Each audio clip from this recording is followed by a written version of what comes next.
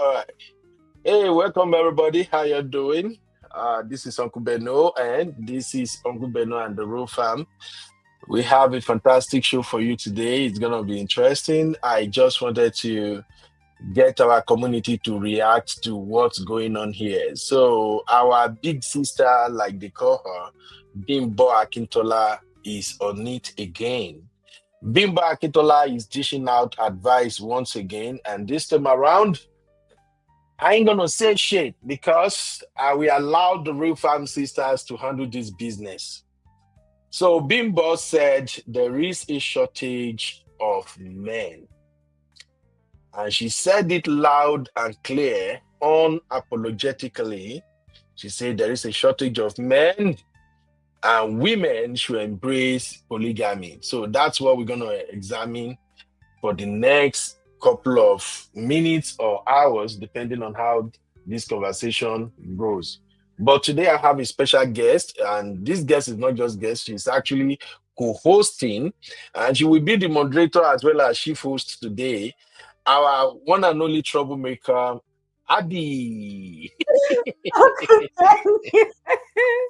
Okay, Yeah, good evening, sir. Good our evening. baby of the house. Our Happy baby of the house, the one with too much bass goes. Abby, how you doing now? How is work today? I'm fine. I didn't work today. My manager said I shouldn't work. Oh, So, really? yeah, they are so nice at my office because of the loss of my friend. So I'm Oh, long. I'm having a long weekend, and then I go back to work on Monday. So yeah, I just did some laundry. Nothing much today. How oh, are you? that's cool. And I'm, how's Friday going? I'm good. I'm at work as usual. We have nothing else to do than to work. Of course, in America, we live to work and we work to live. So right now, I'm working to live. And the coolest thing is, I can actually go live on my phone or my laptop. So whenever I have downtime, I can usually just say, you know what, let me go hang around with my people. Anyway, baby Yeah, girl, baby of the house, Abby, the Gen Z, the Wahala, the troublemaker. Are you ready for this topic, Abby? I am ready. Okay, because my hand no did this one. And at the talker now, I don't have a single hand on this one. Oh. This is strictly women conversation. And I would like to stay in the background and listen to what the sisters have got to say. But first, let us welcome our Real Fab members that can join us online. I see we have your Wahala brother in the building, Chucky. Chucky already started. Chucky said, shortage of men. She says, oh, she hasn't gone to very she hasn't gone to very depth to find one, or maybe search herself to see if she is the one with problems. Men can't deal. Okay, all Hmm. right. So Zainab in the building, and of course, Sister Yekus Pepe. When I got plenty message for that backside today, or that backstage, and I was kind of busy all through today. I was doing, if I tell you what I was doing, you won't believe. I was actually doing plumbing work. Lovely. One of the sink was not working right. I don't know what they put. Maybe something block. And so I was trying to remove whatever they put. Whether na hair, I don't know. Then as I removed one or two of the pipes, I know if you fix am back. So that's what I was dealing with all day. Before anytime I pop into WhatsApp group, I just be like, man, this thing is still leaking. So I saw a lot of messages today, and I saw one from Sister Yinka. It's like Sister Yinka is having a handful with kids. She's practicing how to be a grandmom. It's not that far. Oh, yeah. Now I get it. Anyway, welcome, Sister Yinka. I hope you are having a fantabulous weekend, man. My sweet baby sister, Bilba. The baby looking face, Bilba. How you doing, Bilba? I want to Canada. Welcome, Bilba. Who else is in the building? The real Mojo. Yeah, Missy. What's up, mommy? How you doing? And then, of course, we got Sister Rose in the building all the way from New York. Yeah, we don't want trouble, but yes, we still want to hear our Sister Rose voice. So, Sister Rose, how are you doing today, man? I got Doopsy in the building, the sweet voice Doopsy. Okay, you good now? Yes. The people who can deal with this topic, they are here already. So let's get the show started. Abby, if you're ready, I'm so ready. Make I I'm, ask you again, are you ready? I'm ready. Was born Oh, ready. wow. Okay, let's do it. But let me remind you guys, oh. I don't want peace. I want problems always.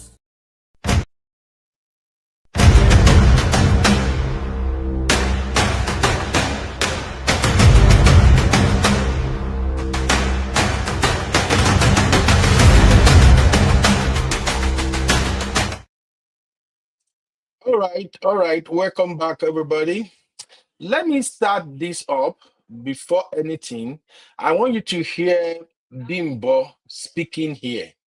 I sometimes I don't understand the advice this woman is teaching now, but let's just say maybe you ladies will understand her. Teach Take a your listen to this. sons that their body is the temple of God, the same way you teach your daughters. Let them know that their lives are over. As soon as you impregnate a girl, no more school for you, my dear. Go and work and raise your child. No more school for the girl for 9 months. No more school for you. I'm not saying that, oh, you should stay with the man that cheats. You should say, no, but I'm just saying, if Yes, he's a I'm great live from guy, if he's Patrick, doing his but duties, Abby if you is the love him, one he doing loves this you, and live. he's just that he was raised to think that it's okay to Welcome, sir. spread his seed, be okay with it. There's a definition of superwoman anywhere. My mom's picture should be next to the definition. If somebody says, oh, would your mother die for you? Yes. Nobody says them say. I know it. I'm 52. I was born 1973. Do you just marry because people say marry? Look at divorce ratings now in Nigeria. It's skyrocketing. Some people are married before they leave the reception if the marriage has broken up. It's crazy. See, for me not to have found my partner, the person I want to spend the rest of my life with, I don't see it as a negative. I've been proposed to many times and I've said no. There's a lot of bullying online. People are bothered by that name. What's a shawo? What's the meaning of a shawo? Somebody that collects money for services or collects payment for services. Payment. Yes. Is marriage not payment for services? The way life is, you can have children at 70. My dad is very traditional.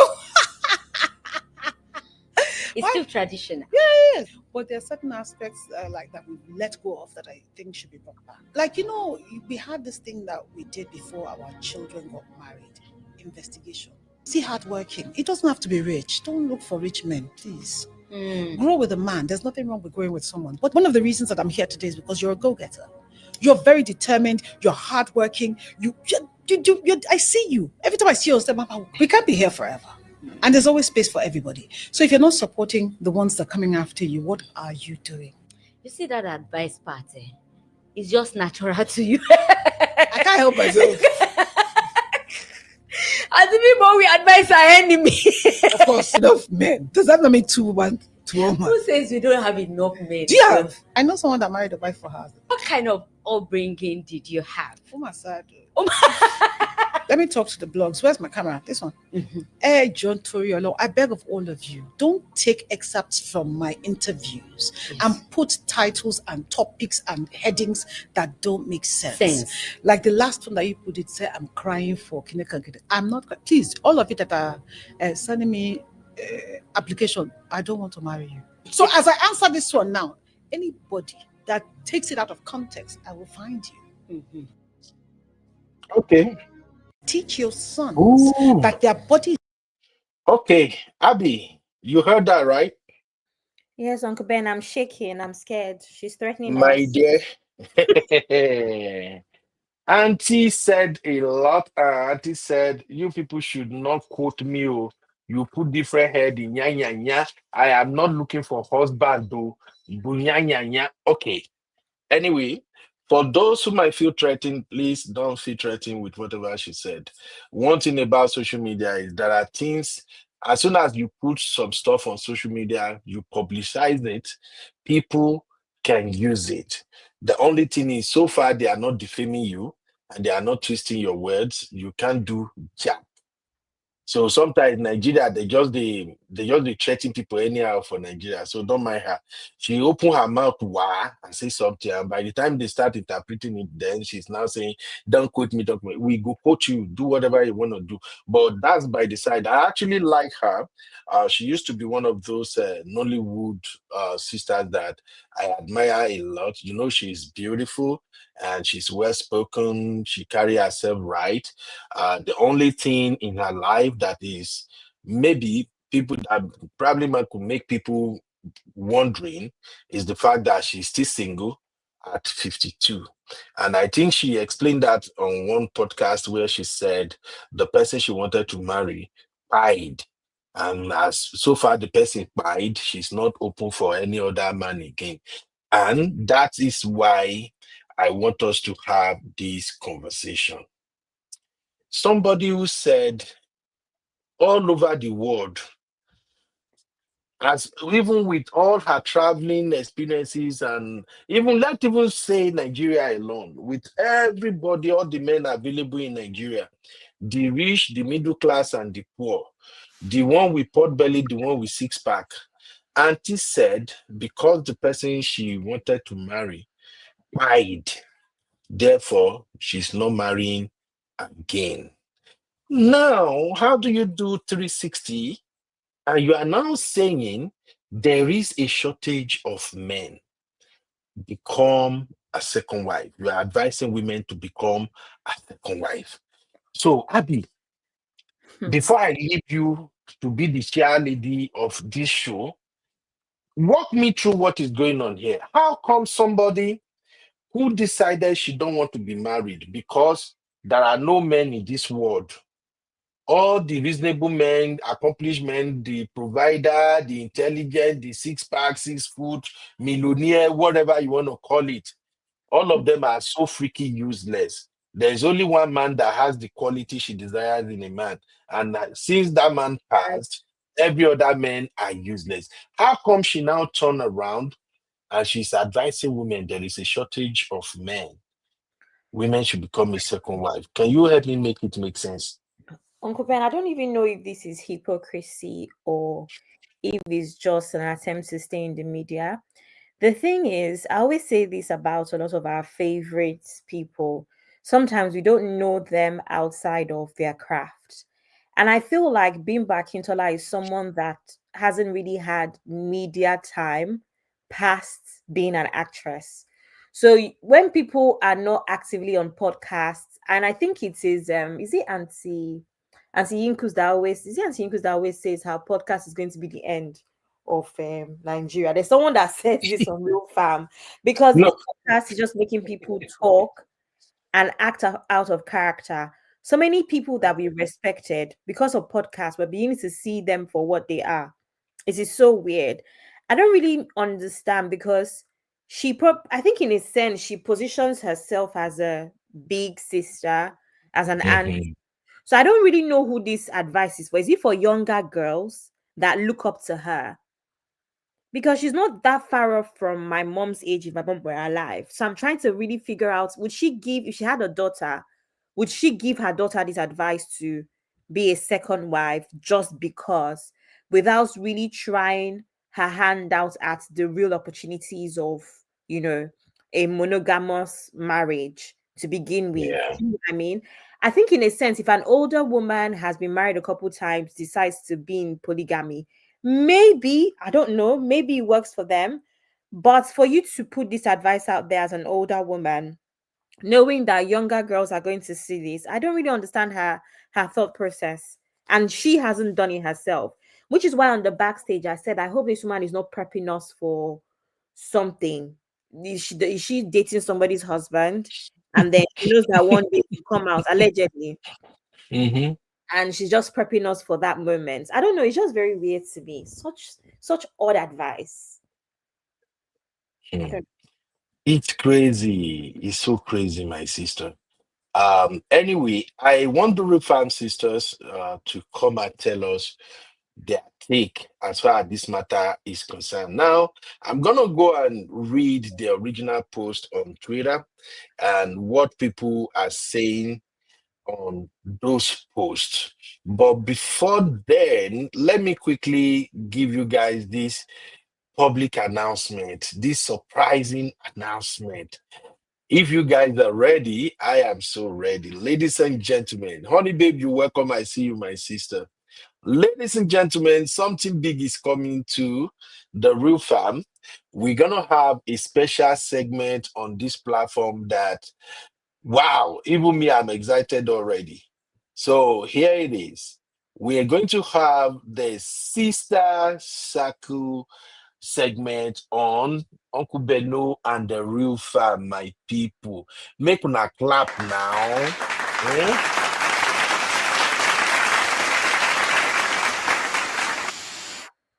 So we're gonna have this segment here. And the hosts, oh man, I can't wait. The hosts, they are gonna be our own sister Yikus Pepe, my sweet honey babe, and of course my Wahala friend Ceci. You know, the circle cannot complete without the only baby we have in the house with too much troublemaking. That's my Abby. So please, this show is coming. I think we're gonna have our first episode next week. Uh, we allow Abby to explain this show. Make una hear it first. Make I no go over hype am. When I no go talk, say, man, it's not even men show. Why? So Abby, can you quickly tell us about this fantastic show we got coming? Okay. Hi, Real Fam. So I can't really remember how this was birthed, but we have a lot of very, should I say, women centered conversations, especially on the backstage. And then sometimes we usually end our conversations with, oh, we need to have, more in-depth conversations about this. Uncle Ben, we need to have a show about this. And sometimes it happens, other times it doesn't. So I think I said on the chat that I would like Auntie Yinka to have a show like that, and Honey Babe.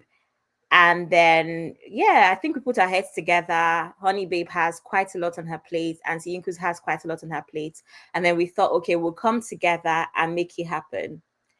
And yeah, so I guess this is the perfect setup for us to have those very in-depth conversations about womanhood, the sort of things that affect us. And of course, this is not in an attempt to should I say separate ourselves from the men.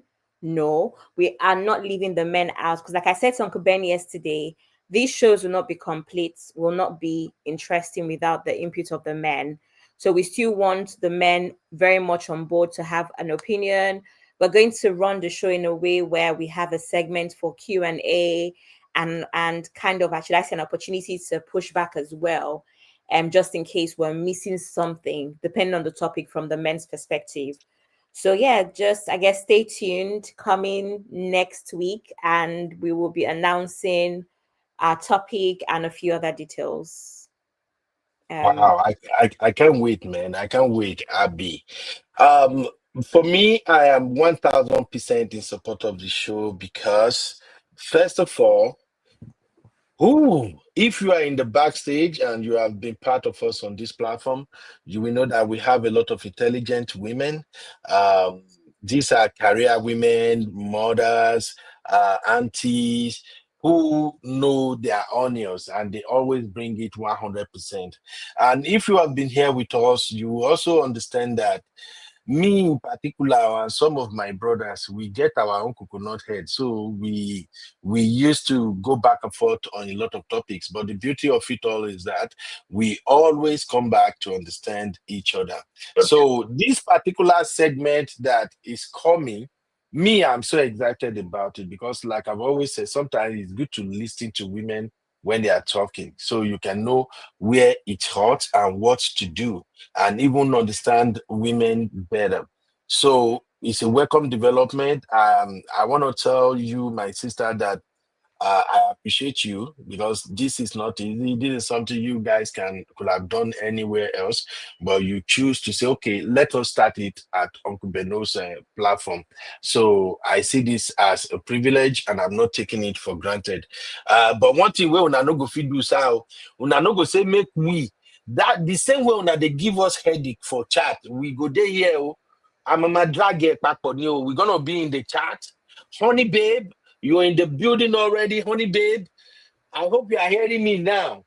Yes, I At am. least I'm looking forward to when me too I can join the chat, because the chat is always where the fun is. So I will be in the chat, oh, and make I say how I go feel. When we say, would they say no?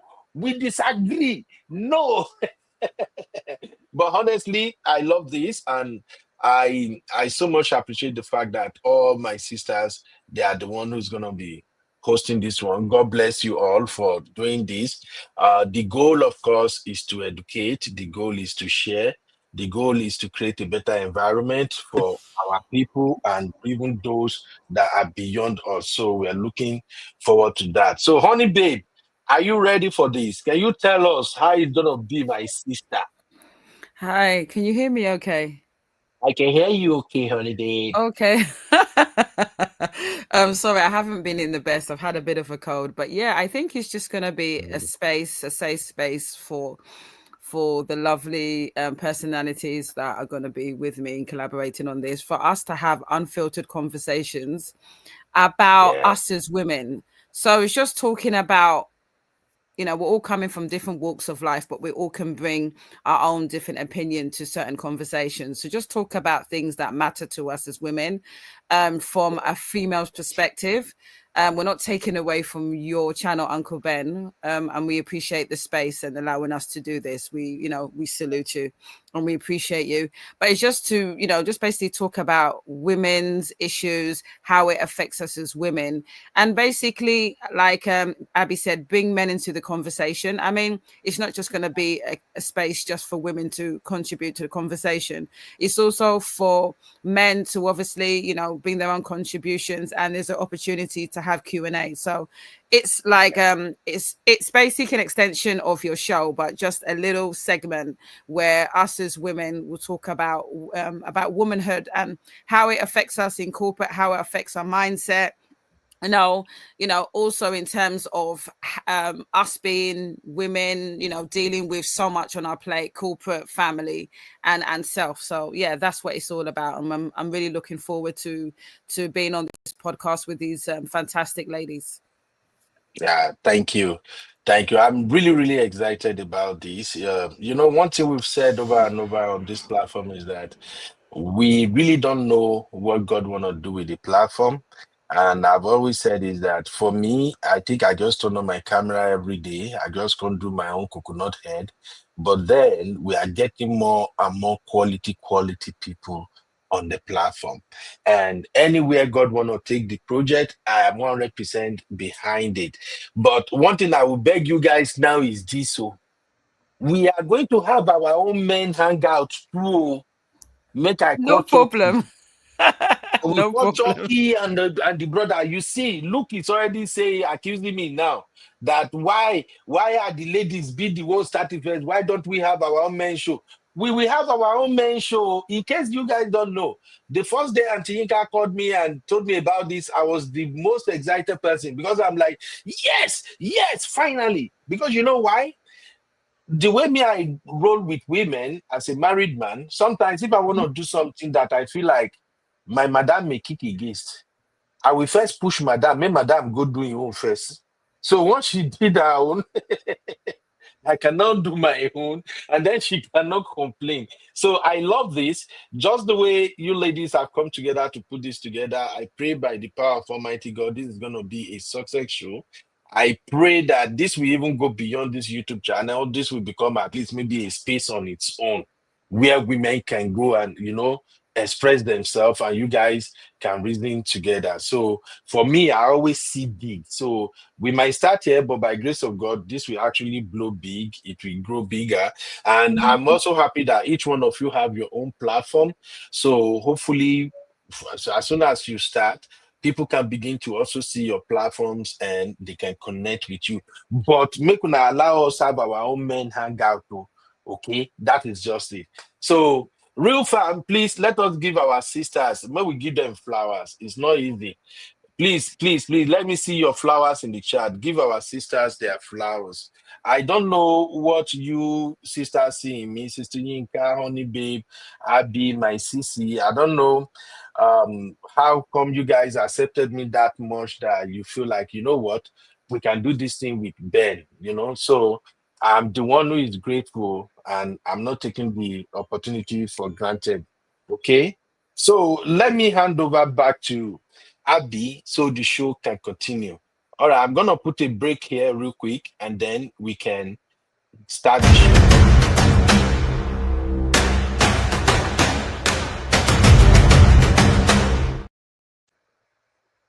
All right, Abby, over to you. Auntie Ayo Adesanya, what do you think, my sister? Over Who to is you, this ladies. I'll be back. Bimbo Akintola? Okay, Bimbo Akintola. All right, carry on. Um, I'll be back. okay. Yeah, okay. So what I was saying is that I find it very strange that she's decided to give this advice to women. I don't know who her target audience is. Is her target audience younger women, women of her age? But it's strange because why is she not married and as a second wife? That whole time, those obas that have been married multiple wives. Why has she not married one of them as one of the wives? I find that really strange. Honey babe, what do you think about this her advice about polygamy? Um, I think it's disappointing, and I think what it is that I think I mean, she's a certain age, and I think what it is, it could be a case where, when you're younger, you can do whatever you want. Oh, I'm not saying you shouldn't be picky, but I think sometimes you look at yourself and think, oh, maybe I could have compromised, maybe I could have entertained this. Not saying you shouldn't have standards. And I think she's realized that, oh, maybe whatever those decisions she made in her journey in her life, she's maybe regretting it. And the natural thing is to say is that, oh, polygamy works, because I think she's trying to justify that maybe there's desperation because she's now single at a certain age and she's now going to compromise by going into polygamy, you know what I mean? So I think maybe that's the reason why she's saying it, to justify whatever moves and action she's going to take. I think it's very disappointing, but yeah, what can you do? That's someone's choice. We may not agree with it, but I think maybe she's at a time in her life where she's realizing, I'm going to have to compromise, and I'm at a certain age. I'm not going to meet anyone single. I might as well be a second wife. So I think that's why she's justifying what she's saying.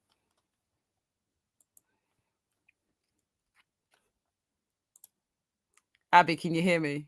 Yeah, sorry, I was muted. Did you see what I said on the backstage, honey babe? I said I wonder if she's Sorry. trying to prep us for like I don't know, should I say an expose or something? Yes, Because I think, yeah, that's what I was thinking. Yeah, I think that for her to say it, maybe she's dating someone that is married.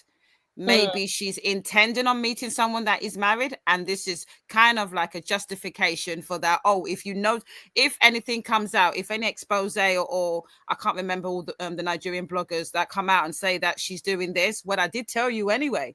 So I think she's trying to soften the blow, but I think she's basically prepping herself for action she's going to take in the future, which is very disappointing. Okay. But why do I have the feeling that this auntie is probably sleeping with someone's husband? We Because said that, sometimes with yeah. That's what we're saying. with Nigerian sisters, once they start talking like this, it's either they're already sleeping with somebody's husband, maybe someone has found them out, so they want to be ahead of it or something. Because I don't know where this is coming from. In 20th century, you know the population of men and women, and you are saying there are shortage of men out there. Really? Okay, Honey Babe and Abby, man can just ask you now. Is there really shortage of men out there? No, I don't believe so, but I think um I don't believe so. I just think it's a case where I think it's who you are as a person. Some people, because of desperation, will justify their actions. She's just justifying her actions by saying, bringing out this false narrative that there's a shortage of men. I'm not a statistician. I'm not a mathematician. I don't do statistics, but I assume there should be more or less the same proportion of men as there is women. I could be wrong, but that's just the way that I think. So I just think it's just an excuse and a narrative to justify her behavior by saying, "Oh, there's not enough men in the world." Bullshit. Sorry, I should have said that. I'm sorry, but I have a different opinion. I don't think that is a shortage of men. I think that there might be a shortage of well-behaved men, generally, and I'll explain. And you see how even like on our shows we talk about this all the time, where there's a lot of men, but there might not be men that are, should I say, what we want in terms of behavior and all. Even the men that are older, that are meant to be wiser, I don't want to call anybody's name. We see them every time on the internet, and they're actually moving crazy. Uncle Ben, am I allowed to throw shade? Example, that guy that claims to be a pastor, but not quite a pastor. Example, that guy was like almost 50, but look at the kind of things that he says sometimes.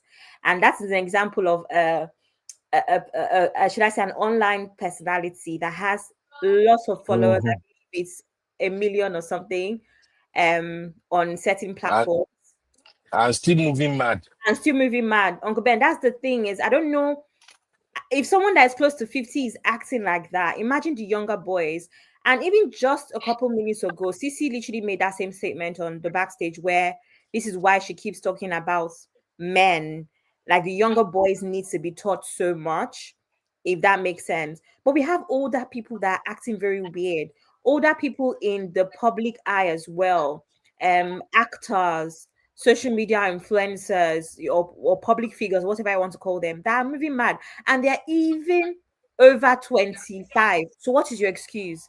Now imagine the younger boys. So no, there's not a shortage of men, but there's a shortage of men that know their place, that are not being influenced by this nonsense social media culture, right? Even the older men that grew up in the times when things were good, that are now behaving like Gen Z, or have Gen Z mindsets, where this is our Mhm. content. So, no, there's not a shortage of men, but there's a shortage of good men, or should I say quality men.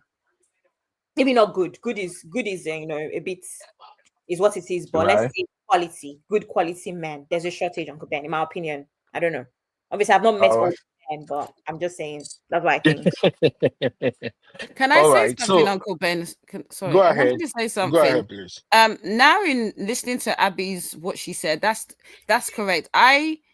There was a time where I spoke to a gentleman. He was 55, and he seemed like a decent person. We've known each other since I was 18, and then I When noticed his Eden is, actions.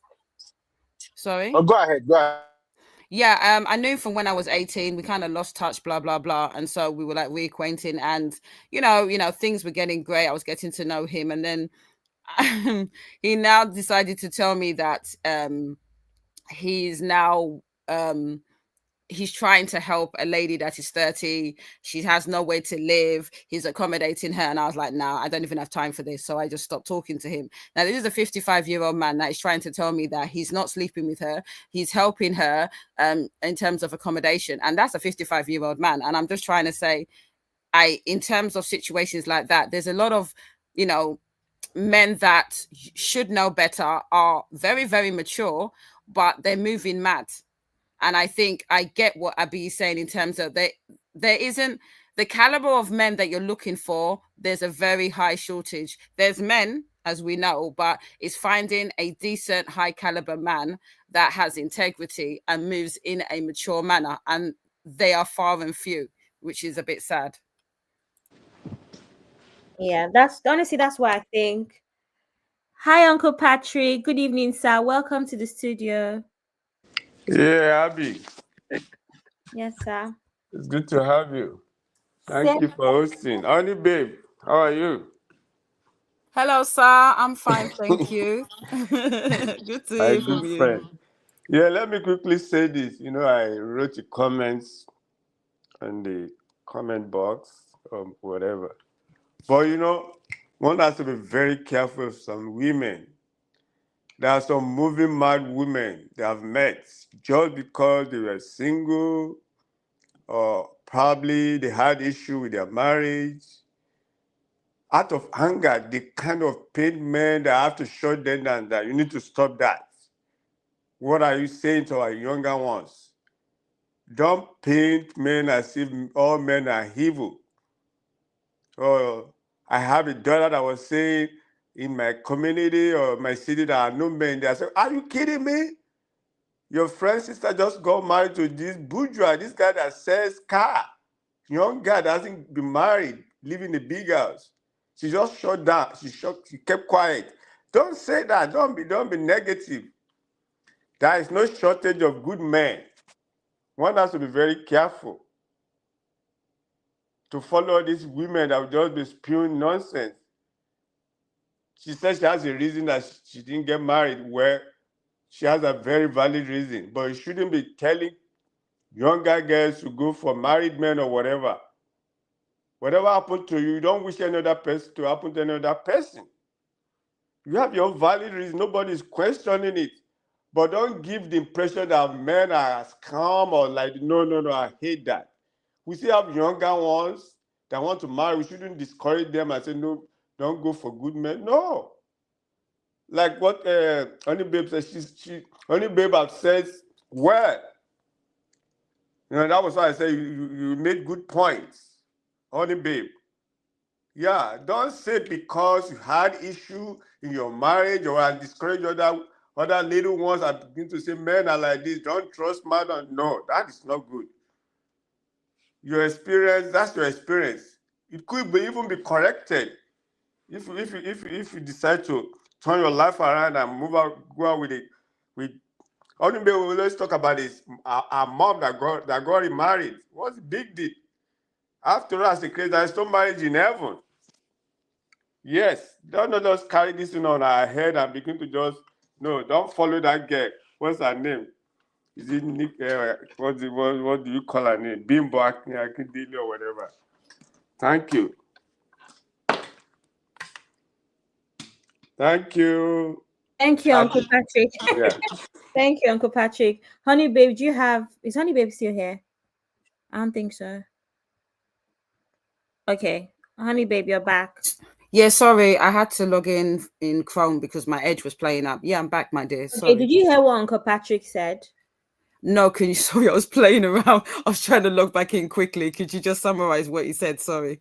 Okay, so Uncle Patrick's of the opinion that she's basically saying nonsense, and he doesn't support that people come out on social media and say stuff like this because essentially what it means is that they are discouraging the younger ones that are looking forward to marriage, and they think, you know, and they think he's just discouraging us that are younger. So he does believe that there are men, younger men as well, that are good men and would be good options for marriage. So Yeah, contrary to what I uh, said, pretty much. yeah, I totally agree with that because I think it's the wrong advice for someone that is, older and has more experience to give that type of advice because I think, you know, the younger ones, they start, you're starting from a certain age where you're younger.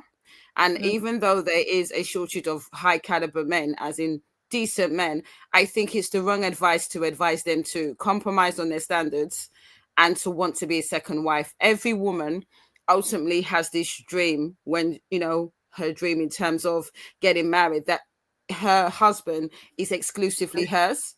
And I think personally to kind of encourage or try to co-sign this narrative that, oh, it's okay to lower your standards, and to now encourage, encourage being a second wife, I think is the wrong advice to give. If you want to do it, do you, but don't try and advise And because you're a celebrity, unfortunately, people will listen to her to advise that kind of bad behavior. I think if you want to do it, I'm all about choices. I say this all the time. If she wants to do it for herself, that's fine, do you. But I don't think you should be advising other young women that are impressionable, that look up to her. So I think it's definitely the wrong thing to say. Okay. Thank you, honey babe. Auntie Yinkus is here with us. Yes. Good Doing afternoon, everybody. Friday. Hello, Sister Yinka.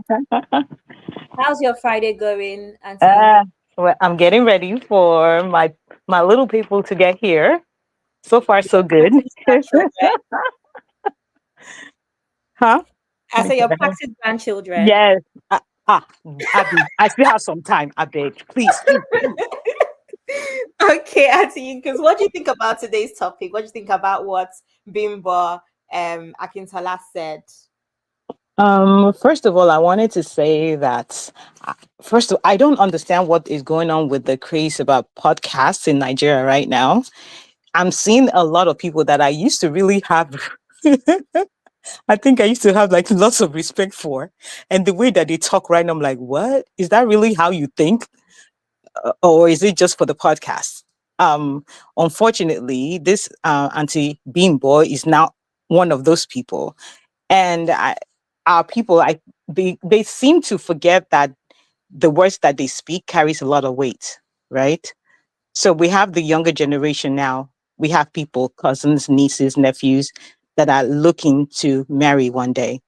The same rhetoric that she's passing around now, which is, oh, some people used to say all men are dogs or men are bad or there's shortage of men. I heard that too when I was younger.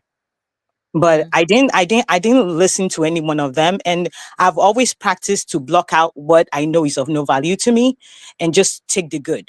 So whatever is happening out there, I claim the good, I leave the bad.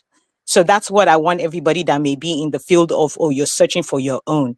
I always stick to what always remember what Auntie B said a while ago, where it says, where she said, you don't there's not you don't have any business with all men. You need just one. You don't have any business with all women. You just need your own, right?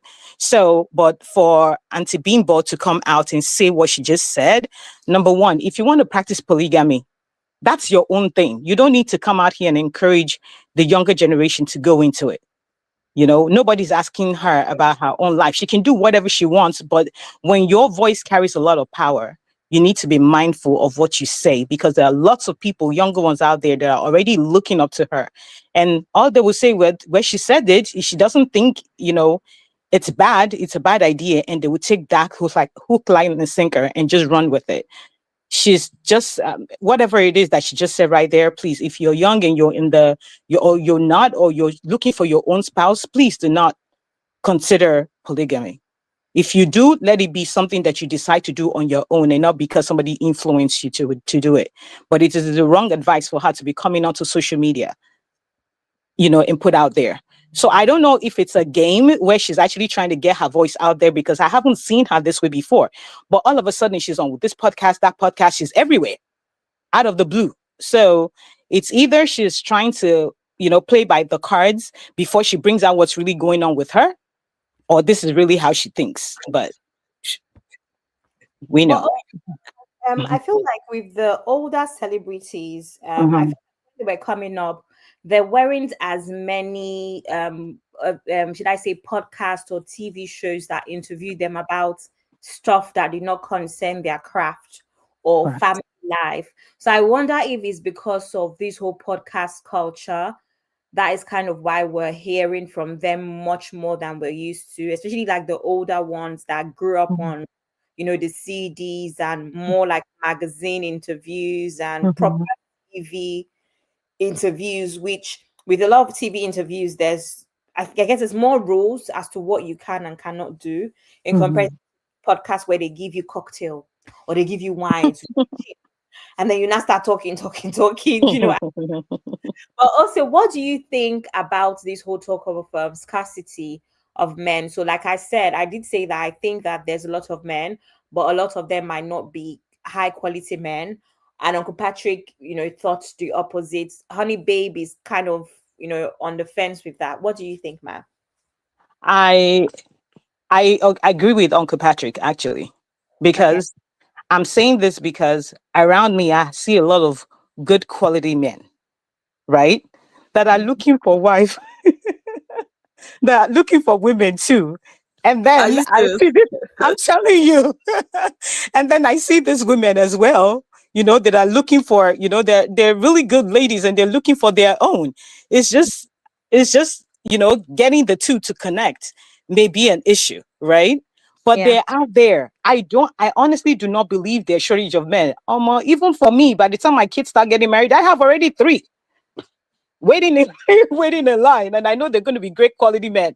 Do you understand? So for me, because this talk about good quality men, it's always been said. I can't remember the last generation it wasn't said. When I was younger, I heard it too. Oh, there are no good quality men. All men, they all cheat, they all lie. In fact, that's what they said. They would say all men are dogs, right? Like there's no man in this world, no African or Nigerian man that does not cheat. It's almost like it's their birthright. That's what I heard when I was younger. But True. I didn't, even though I said, well, if that's the way it is, then I'd rather be single because I can't live that kind of life. But I didn't decide that, okay, I didn't keep that mindset. Do you understand? I didn't grow up with that mindset, feeding on it constantly. I only fed on what I wanted. And what I wanted is what I got. But Yeah. it's just that social media now puts all of these out here, and we just need to, as a people, which is part of what we talked about on Mrs. Live yesterday. You need to take the good and leave the bad. Otherwise, your mind is going to be clouded when you keep hearing all this negative and negative things. Even when you see the good man walk right in front of you, you'll remember the negative and you will just let him go. And that's a loss right there. Okay. Mhm. Thank you, Ma. So a few people reacted to that video or the post of Bimbo Akintola, what she said. And this is one of the comments on the screen. It says, "There's no shortage of men in Nigeria. We are not at war. There's no virus wiping out only males. And women aren't suddenly giving birth to more girls than boys. The truth, men are everywhere, but women only want the 0.001% at the very top. It's not scarcity, it is selectivity." And I wanted to say something about that, right? So one thing that I know that has changed now in comparison to way back is that women are not willing to struggle. They don't want to do struggle. A lot of women don't want to do struggle love anymore. Why? Okay. Especially our women, because we have seen our aunties, our mothers, our grandmas go through it, and we don't want to go through that. So it's not really that there's a shortage of men. It's just that when a woman sees a man now that's still struggling, you don't even want to give him a first glance because you don't want to try it because of what you've heard, right? So, I mean, that's what I think. And that's what this gentleman pretty much wrote here now about looking for the 0.001%. They're at the very top. So you may see all of these guys and you're looking at them because as a woman, you're probably maybe at their level or above their level or even not even up to their level, but you know that's not what you want. So instead of you, before a woman would marry, right? And then they would toil with the man. They would build, they would do all that. But guess what? 30 years down the line, the man makes it big and he's giving the wife a few days to pack your stuff and get out of my house. Or he's cheating around and he's marrying a second wife and a third wife because all of a sudden he has money now. Right? So women they're not willing to do that anymore, which of course is going to make them not look at a lot of men that would have qualified to be their husband. That's where the struggle is. And that's what I think, where the struggle is now. People they're not just getting married because they're looking for the man that already has made the money. Is Yeah. that a good thing? I won't say it is. And I also wouldn't say it's bad because maybe they've seen their aunties go through it. They've seen their mothers go through it. And they don't want that they don't want that for them, for themselves. So how do we as people kind of manage that? Yeah, and find That's the where I'm from. Yeah. balance really. Uh-huh, Okay. uh-huh. Before we go ahead with the show, can I just ask for everyone who hasn't liked the show to please give us a thumbs up? We have around, I think, 19 people watching now, and we only have, I think, 14 likes. Please thumbs up if you haven't. Here's the next comment. The next comment says, She meant shortage of financially stable and desirable men that are just 10% of men. The 10% of men are desired by 90% of men. Demand outweighs supply, which equals to shortage. Honey babe, what do you think? Um, I definitely, I definitely agree with that because I think the issue is like what Sister Yinka said. People have reference back to their grandmothers, and their mothers, and they're like, "I'm not doing that. I'm not doing that, mate. I'm not going to struggle. I'm not interested. I want someone that is financially stable." And the problem is that out of 100%, maybe I don't know the percentages. There's going to be a proportion percentages where there won't be as much, and unfortunately you've got a whole bunch of 100% of women that are looking for maybe the 10%, if we're going to go by 10%. So economic supply and demand, and there's going to be a shortage. Yeah, so I definitely agree with that. I think the issue is, like I said, is that, you know, for me, I'm all about bring something to the table, and I know that's a red flag for Uncle Ben whenever we mention that. But I think it should be a case whether it's the man or the woman, you need to bring something to the table. For a woman, I still think that in this day and age, you need to have education. You still need to have a certain amount of, you have to bring something to the table, and vice versa for the men. But if we're talking about this particular issue, I personally believe that it makes sense, because the thing is, like, I don't know for Nigeria, but obviously where I am, I went to school, I went to uni, I bought my first house, I've got a good job.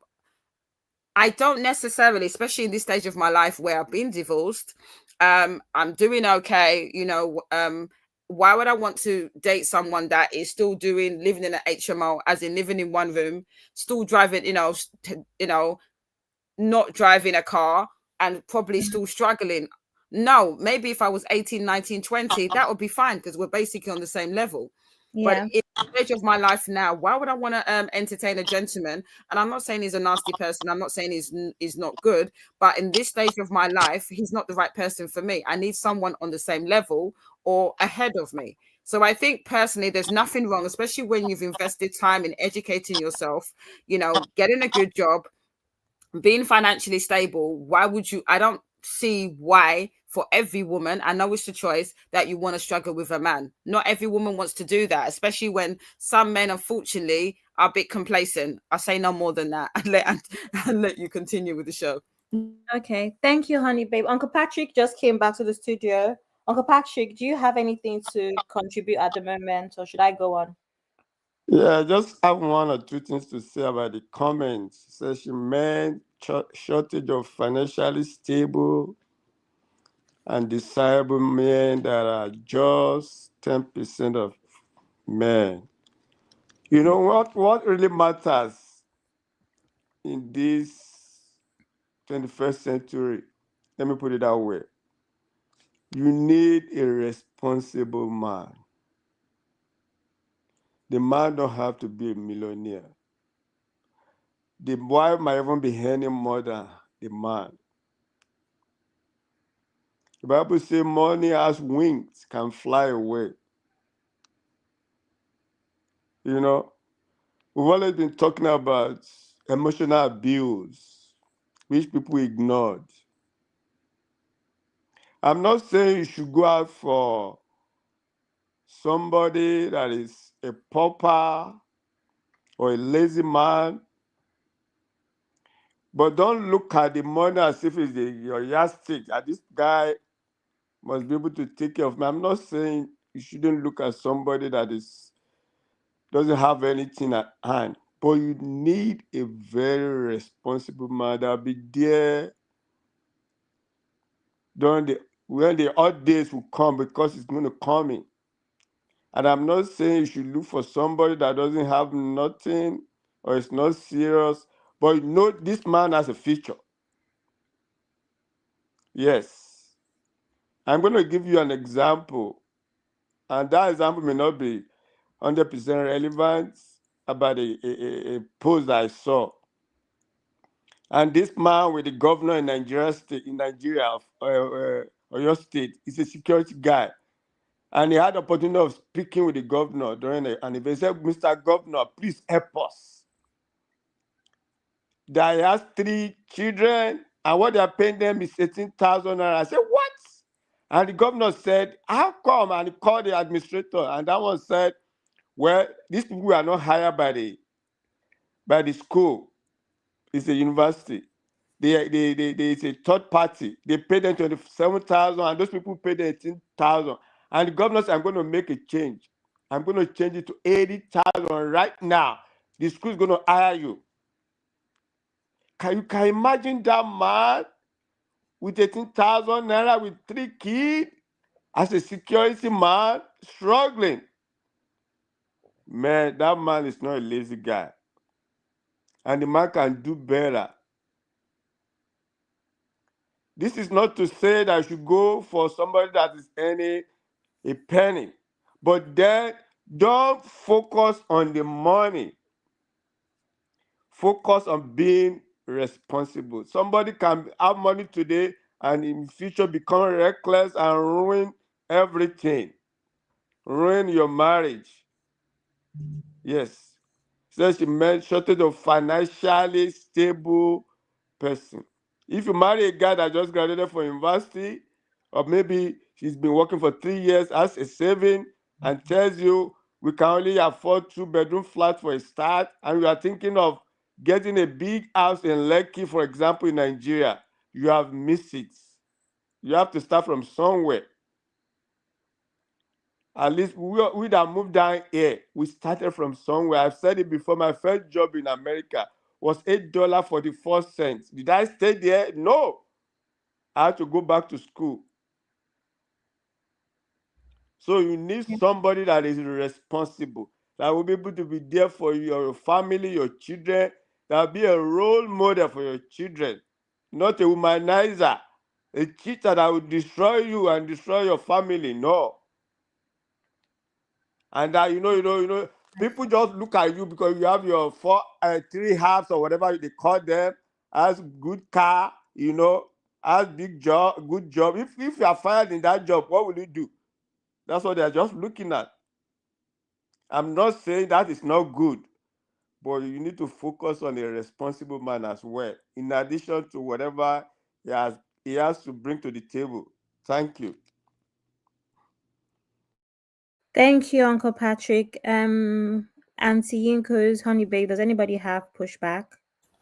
I don't really have pushback. I get what Uncle Patrick's trying to say, but like I said, I'm just very realistic because of the fact that I think for me, I'm a very kind of balanced type of person. But I've been in a situation where I was in a higher tax bracket or higher salary than my partner. The one I was engaged to, my elder son's dad.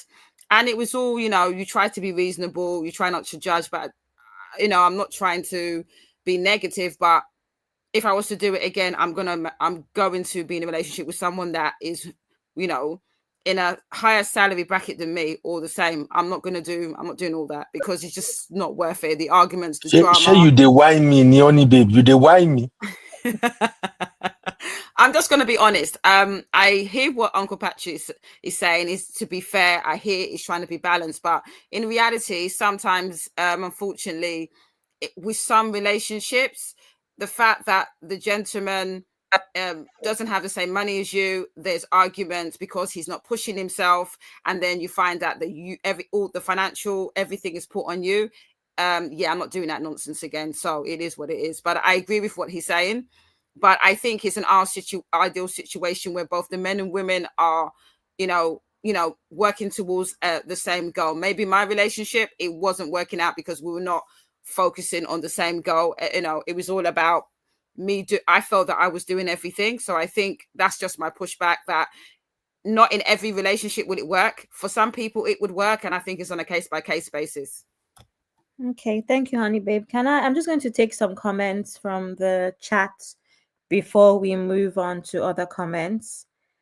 So Comfort Adagri says there's a lot of men, just that the genuine ones are scarce. Thank you, Comfort. Classic Yoruba TV says, never mind, sorry. Sister Rose's channel says they wouldn't qualify They would simply be husbands. Okay. Missy, the real mojo, says there's a shortage of quality people, not just men. Because I know women just looking for men with money, use them and take advantage of them. It saddens me. Wow.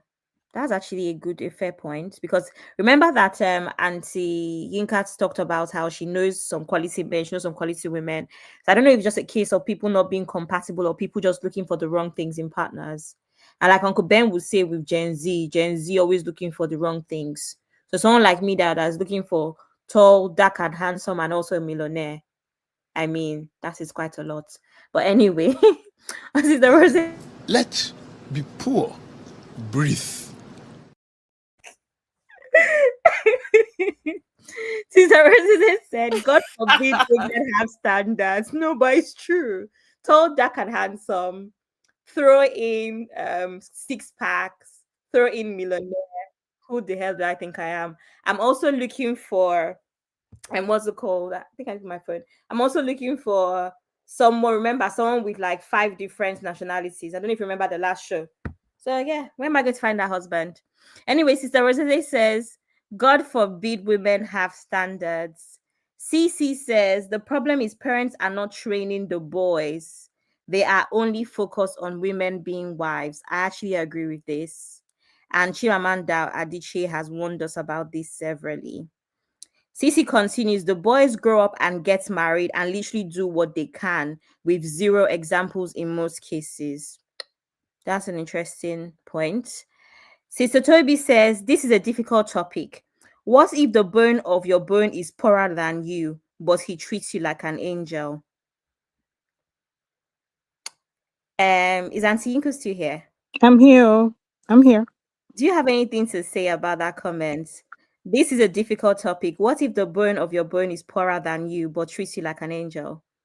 Yeah, he would take Jesus to, maybe the person will have to have some kind of dream to reveal to them that that's the one, because I'm up for, you know, what are you looking for in a husband, right? You don't just want a husband, you want a partner. You want someone that you can build with. See, in Nigeria, okay, I think we need to talk about location, right? So if this was to happen here, where, the woman is well-rounded, she has her own money and she's with a guy and she sees this guy, he's not really doing well, right? She can protect herself. She can protect her assets, right? But in Nigeria, it's not that way. So we need to also talk about location. We need to talk about the culture in that environment. If I wasn't married today now and I'm in Nigeria and I'm successful, everything is going well for me, I'm sorry, I cannot marry a poor man. It just cannot happen. Why?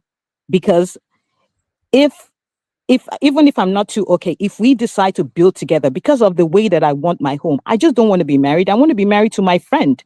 I want to be married to someone that we can build together with. I just don't want a husband. I just don't want a man in my house, because if that's the case, I can do everything by myself. I want a friend, right? Somebody I can build with.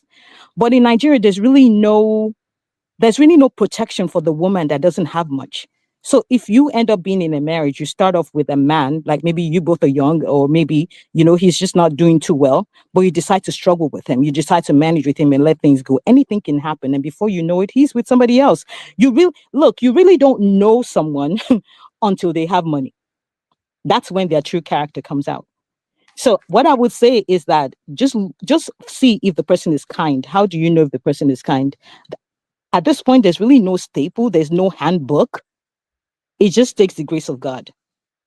That's just the way. It just takes the grace of God, because even some people can act like they're kind and nice, and prayerful, and they go to church and do all of that.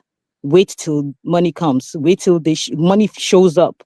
And all of a sudden, you don't even know who you're looking at anymore. I've heard a lot of cases like that. I've seen a lot of cases like that. So, but the only thing about let's go back to the anti-Bimbo issue and what she said.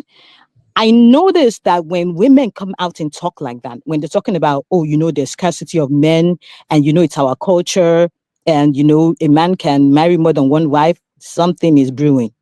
We just don't know yet. Something's going to come out soon. And then we're going to come back here and talk about it, because it's not a straightforward thing for someone in in of her caliber to come out and just say that, except something is happening and she's just giving, putting stuff out there. But honestly, I wouldn't if I were if no, no, I can't do poor. Oh my I Sorry, just god. can I can't. say something? I Can I can't say do something, poor. Abby? So, Yeah, go ahead, honey babe. Sorry, I think Sister Rose said it all, yeah? And I was reading what she said. He's nice. Of course he's nice. Losers always are till they become rich. mm, Now, I agree with that sentence only because the thing is, of course he's going to be nice, yeah? He's broke. mm, You're doing well. Of course he's going to pamper you nicely, baby girl, soft life. He's cooking because he's jobless, obviously. While you're coming, while he will rub your feet, he will cook for you, he will do everything because he's jobless, he's mm, poor.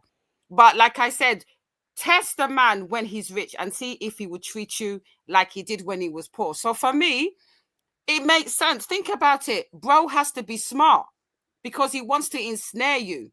And I'm not saying it to say that he's not the bone of your bone or the flesh of your flesh, but he's going to be strategic. He's going to be he's going to strategize. This is a lovely woman. Yeah, I probably do love her, but I need to be nice because if I show her my real colors, remember my flaw is that I'm broke. So I think it's very easy for for a guy, and I don't want to generalize because not all men are like that. It's very easy for a man to pamper you and treat you like an angel because he has to, because he doesn't have any redeeming features apart from doing that. And like I said, a test of someone, especially in this situation, a man, is when he's rich. Let's see how nicely he treats you then. So I think it's just a case of just continuing with what Sister Yinka says. I would not, based on my own experience, and I'm not saying he treated me bad, I just didn't like the fighting because he was always broke. So for me, I would never ever date someone that is poor. Either he's doing well like me, or he's richer than me. It is what it is. It's just based on experience. Okay, amazing. I'm going to continue with the comments. Yeah, okay, cool. Sister Rose said, and when he gets on gay. I don't know what that means. When he gets on, I'm guessing gets money. Let me show it. He leaves for a white girl. I ain't saying she's a gold digger, but she's going with a broke in IGGA Kanye West. Yeah, That's Kanye West. potential. That's his I song. know. Gold digger by Kanye West. Mhm. Oh yeah, she was singing the song the whole time. Okay, I just got it now. I thought oh yeah, cool. The Missy, the real mojo says it is dangerous to stereotype a group of people. It is not fair.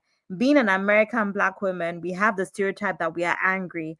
So many associate us with aggressive and combative. I agree with that. I I agree.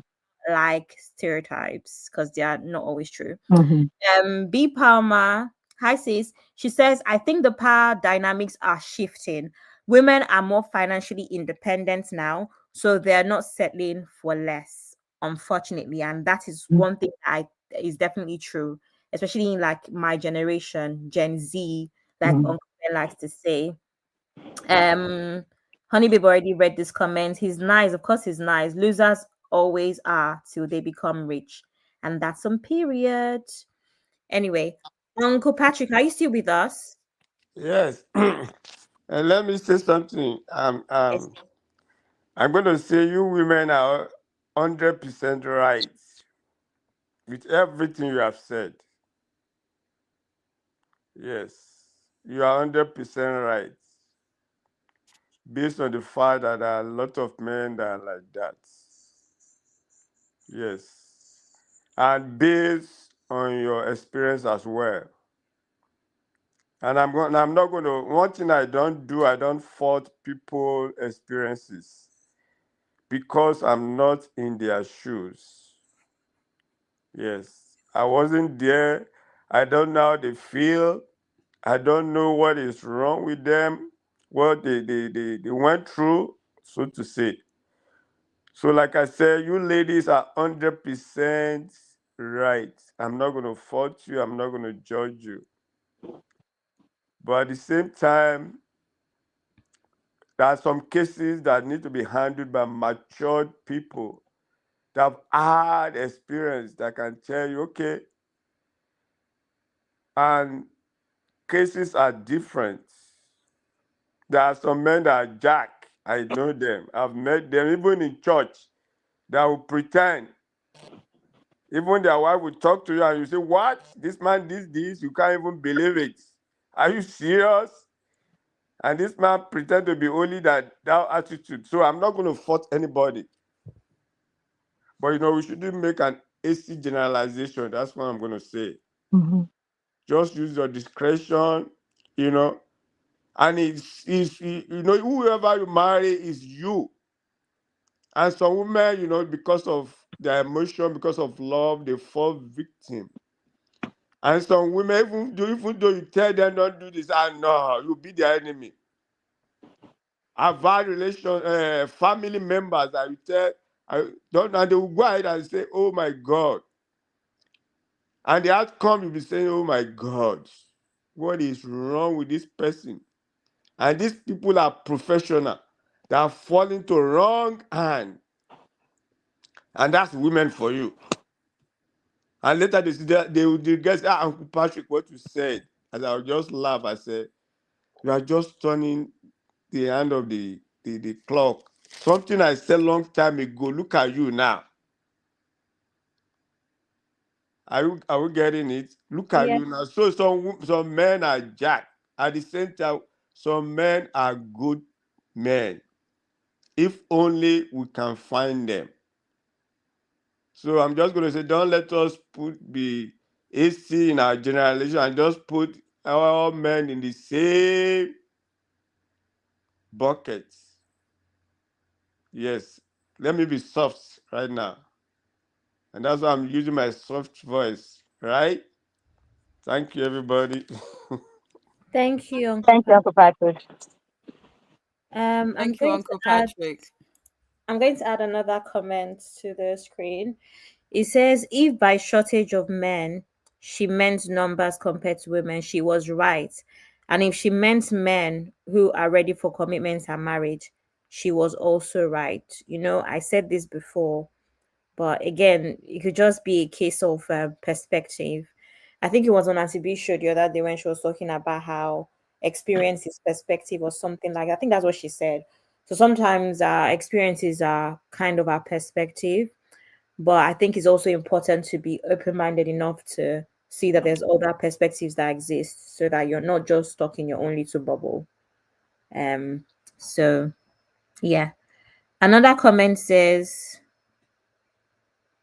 there's no shortage of men. Many Nigerian women just cannot stay content because even the ones that are married are still out there cheating and having multiple kids outside of their matrimonial homes. This is the reason why many Nigerians are advocating for DNA tests after birth. This one has brought another angle. Oh no. I don't know where to start because that's already triggering me already. The Because last we said don't do generalization, and I was just about to say you're right, Uncle Patrick, and then the comment comes like that. I mean, Sister Yinka, I leave it to you to say. I don't want to say something bad, so I leave it to Oh Sister gosh. Yinka to say something. Let me read the last comment so I can just take everything together. Mm. This last comment says almost every statistic shows that we actually have more men than women in Nigeria. 1 minute of using Google will have shown her this. The reason many spinsters struggle, even though okay, the reason many spinsters struggle, even though men are more, is because they are typically looking for men within a particular class. And that's not necessarily a bad thing, in my opinion. I don't know. Yeah. Honey, babe, go ahead. I think you had a few things to say. I actually want to sing to the Yinka to say something because I don't want to say something that I'm going to regret. I mean, let Sister Yinka talk and then I'll Oh think. gosh. I need to like sort out my thoughts on what was just said. Go on, Sister Yinka, please. Okay, so this last one about the number of men, the ratio of men to women in Nigeria. I don't know if that's right. I haven't checked Google, so I don't know. But I don't believe that there's a shortage of men, right? Like I said, it goes back to it. The women now are different from women from 20 years ago. That's just it. A lot of women now are not willing to settle. A lot of women now, even young ladies, while still in college, while in the university, they're already running businesses right on campus, either doing hair, doing makeup, styling, doing something, making their own money before they even graduated from the university, right? They already have their own money. They're already starting business while in school, while the men are still waiting to graduate from school and probably get a job, which we already know how that is in Nigeria. So most of the time, these women now, they've seen what has happened in the past. They do not want to do struggle love. And that's because the men that they know or they see around them are just not it for them, because they've seen other people go through it and they don't want to go through it. That's the problem we have when too much of bad things have gone around, right? You don't know when people will start to lose out on the good thing. And you can't really blame them, because if I were in their position, I wouldn't want to do that either. I wouldn't want to be in college, having my own money while in university, and then graduating and marrying and going ahead to marry a guy that has no job. First of all, dude, if you don't have a job, why do you even have a girlfriend? Let's leave that aside, because first you need to sort yourself out and get a job. Be in your own place before you even go and talk to a girl, if you're of marriageable age, right? But then in the past, girls wouldn't look at that. They're in school with the guy, they love him. They're thinking, okay, you know what? When we graduate from university together, we'll probably get a job and start our family. And the women were okay with that, struggling with the man until the both of them were okay. But then they've seen a lot of the times where the man will suddenly flip. They've known this man 5, 6, 7 years while they were in the university. He wasn't that way, but how come now that he has money, they would have never envisioned that he would be like that? So it's not a sign of seeing red flags or anything. It's just because this is a different level for him that he's never achieved before. That's when you really see the true color. However, they've already had 2, 3 kids for this guy before he got to that point. What are they supposed to do? So now the women know that they don't even want to deal with that. And that's unfortunate, because it doesn't mean that they're not good men, but how would they know? So it boils back to what I think Sissy was the one that wrote in the group chat, that the men are not being trained. It goes back to father and mother. We need to play our role with our children, especially if you're a boy mom or that boy dad. Go back, because now let's just assume that this generation, like, we can't really do anything. They're already grown. They're already out there, right? What about the ones that we're giving birth to now? If all of us, knowing fully well that boys are not being trained as well as girls are. So if you have a boy, you know that you have to do extra work. That's what we do in my own home. From time to time, I'm telling you that because I feel like maybe if more of us are doing this, it would help the society, right? From time to time, I sit my boys down. I remind them how their dad is. You see your dad do this. This is what I expect of you. Have you ever seen your dad hit me before? Have you ever seen your dad, do these things that other men may do? I expect that you follow his teachings. He's not just talking, he's actually walking the talk. So they have an example, and I expect that of them. As young as my children are, my boys are, I tell them, look, I don't expect that you will ever get married and you will raise your hand on your wife. But the day you do, if she doesn't call the cops on you, I am calling the cops on you, period. And number 2, I expect that your wife is hustling. You better be doing twice what she's doing, because you're the man of the home. I'm already telling them when they're young. If a lot of us as people that are having boys, we're actually trained, look, let's leave the girls. Not leave the girls, but let's stop focusing on marriage with the girls, because these girls, they got it. They've nailed it in all areas. But if you have a boy as a child, you need to start from when they're young. If you're saying the generation now, there are lots of men, but let's say maybe 60% of them are corrupt. So it's hard. Okay, let's leave it. What can we do with the ones coming up? Unfortunately, those ones that are already grown now, they're going to have children. Maybe they'll be able to raise them. I don't know. Maybe they'll be able to make a difference in their life. But for us, we can do something with the ones that are young. I don't like to kind of talk about what has already happened, because you can't really change it. But what can we change as a society right now?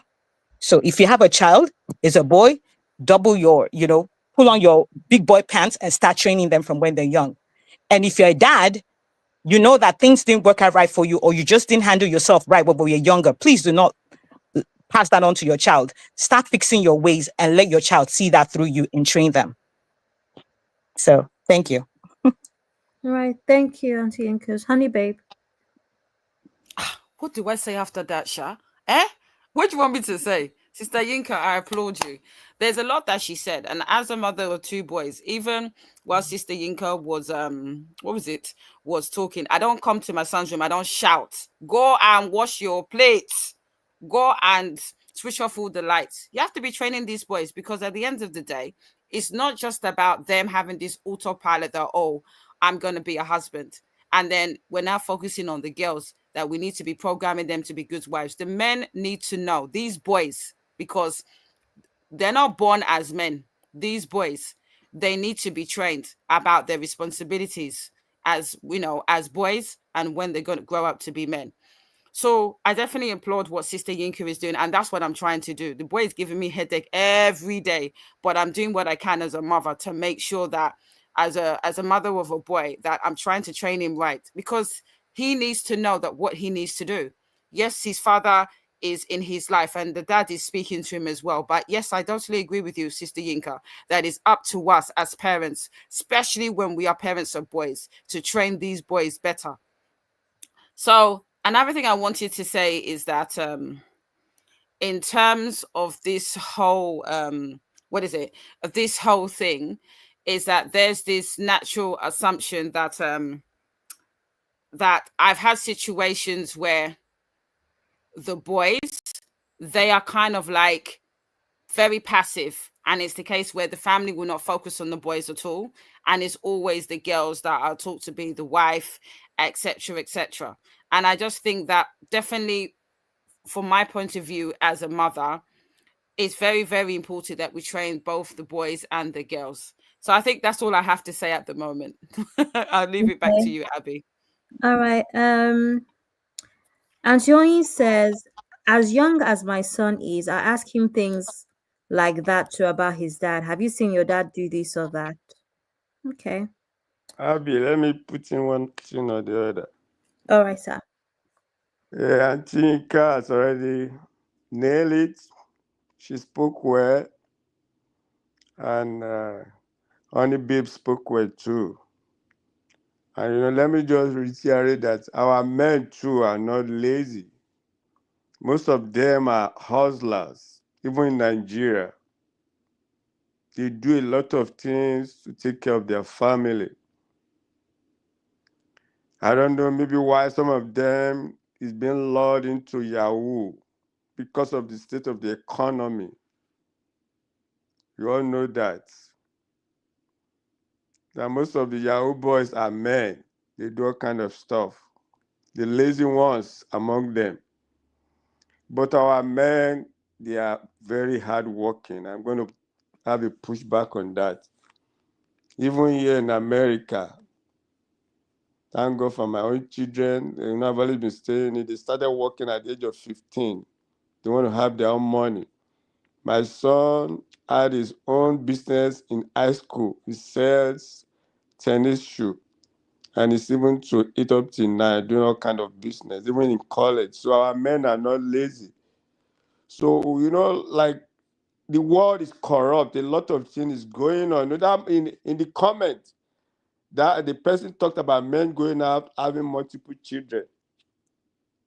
Irrespective on how we train our children, we need to still be praying for them.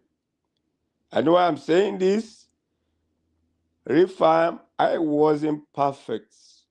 Even though I was hardworking in Nigeria, had everything, struggling. I remember when I graduated from university and I didn't have a job. I taught in 5 schools, making good money. I worked from morning till evening. JAM school, GC school, I was teaching before I finally got a job. And then I had girlfriends. I'm going to put it that way. If I'm dating 3 girls and they don't know each other and I'm doing it successfully. And I'm a hardworking guy. I had money. Uncle Ben will always talk about his own when we were selling oil. He talked about the girl that helped him. I had multiple girlfriends. But thank God for Jesus in my life. My immediate senior brother came to America before me. I had 3 baby mamas, American, white, and Nigerian. I had children for him. If I had come here without Christ in my life, I would have been the same. I won't be in this platform. I'm serious. It's by God's grace. It's by God's grace. I don't even go for girls. They just like me because they look at me and say, this guy is innocent, but they didn't know that, man, this guy is a crook. And I was smart in school. Very smart.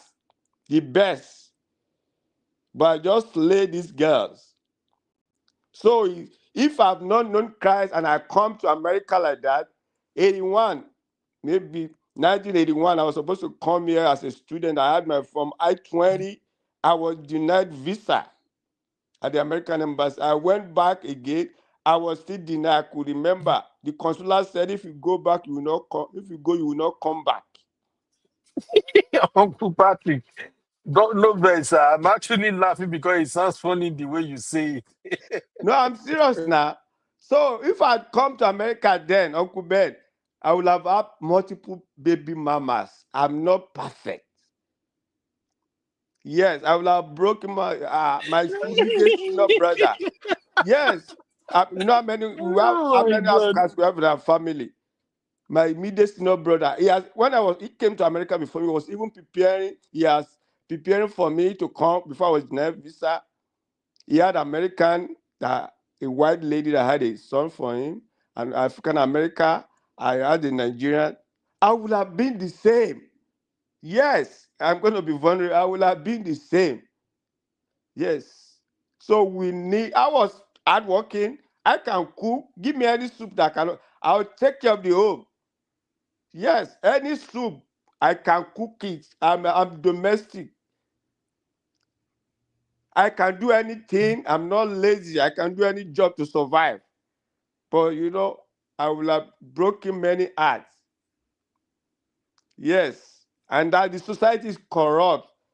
All these Davido that are making millions, all those. Don't you see what is going on? Abby wants to marry a tall man, black, millionaire, with 6 apps. You keep coming back for her on that thing. I just pretend say I know here. I was Black joking. chocolate 6 pack or Leave that. So, Uncle Ben, Uncle it Ben, wasn't all really of that them, all of serious. us did that town before now. Uncle Ben, I beg, help me. If not be God, we are all in town before. Yes, I can have money, but I'm not sincere. Thank God for Sister Auntie Inkus with the husband. You know what I mean? Thank God for Uncle Ben. But no, will not be people like us. You know what I mean? Let me thank you, Abby, for having me. Thank you, Uncle Patrick. Always a pleasure. I can't remember what I wanted to do next, Uncle Ben. So, Sorry, Abby, sorry, real fam. Abby, I'm learning how to use. Sorry, yes, Uncle Ben. no vessel. Okay, say what you want to say because I need to understand this your tall 6 pack, this Uncle Ben, I one. was joking. You know how I am now. I always have to rile up everybody as the last born. I have a banner Ah, that I created, Uncle Ben, as an eh. apprentice I am. And the banner was for us to take votes in the comments. Are some women single because there's a shortage? Okay. So This how do Abby is learning so fast too. Hey. Abby should not play. You don't I'm play with her, telling you, Abby now. I just show Abby StreamYard today. Abby don't become expert. Hey, oh boy. so can we take the Ah. vote in the comment, please? Are some women single because there's a shortage of men? One Now, for women are Okay. single because of Ojukokoro. Women are single because of longer throat, because of Yeah, put it out. selfishness, because they want money. They are looking for security Stop the way that. they did not create. let's get the votes, Uncle Just get Ben. divorced. So one for Stop trying to yes trigger us, man. I and beg. two for no, just the way we do it on here.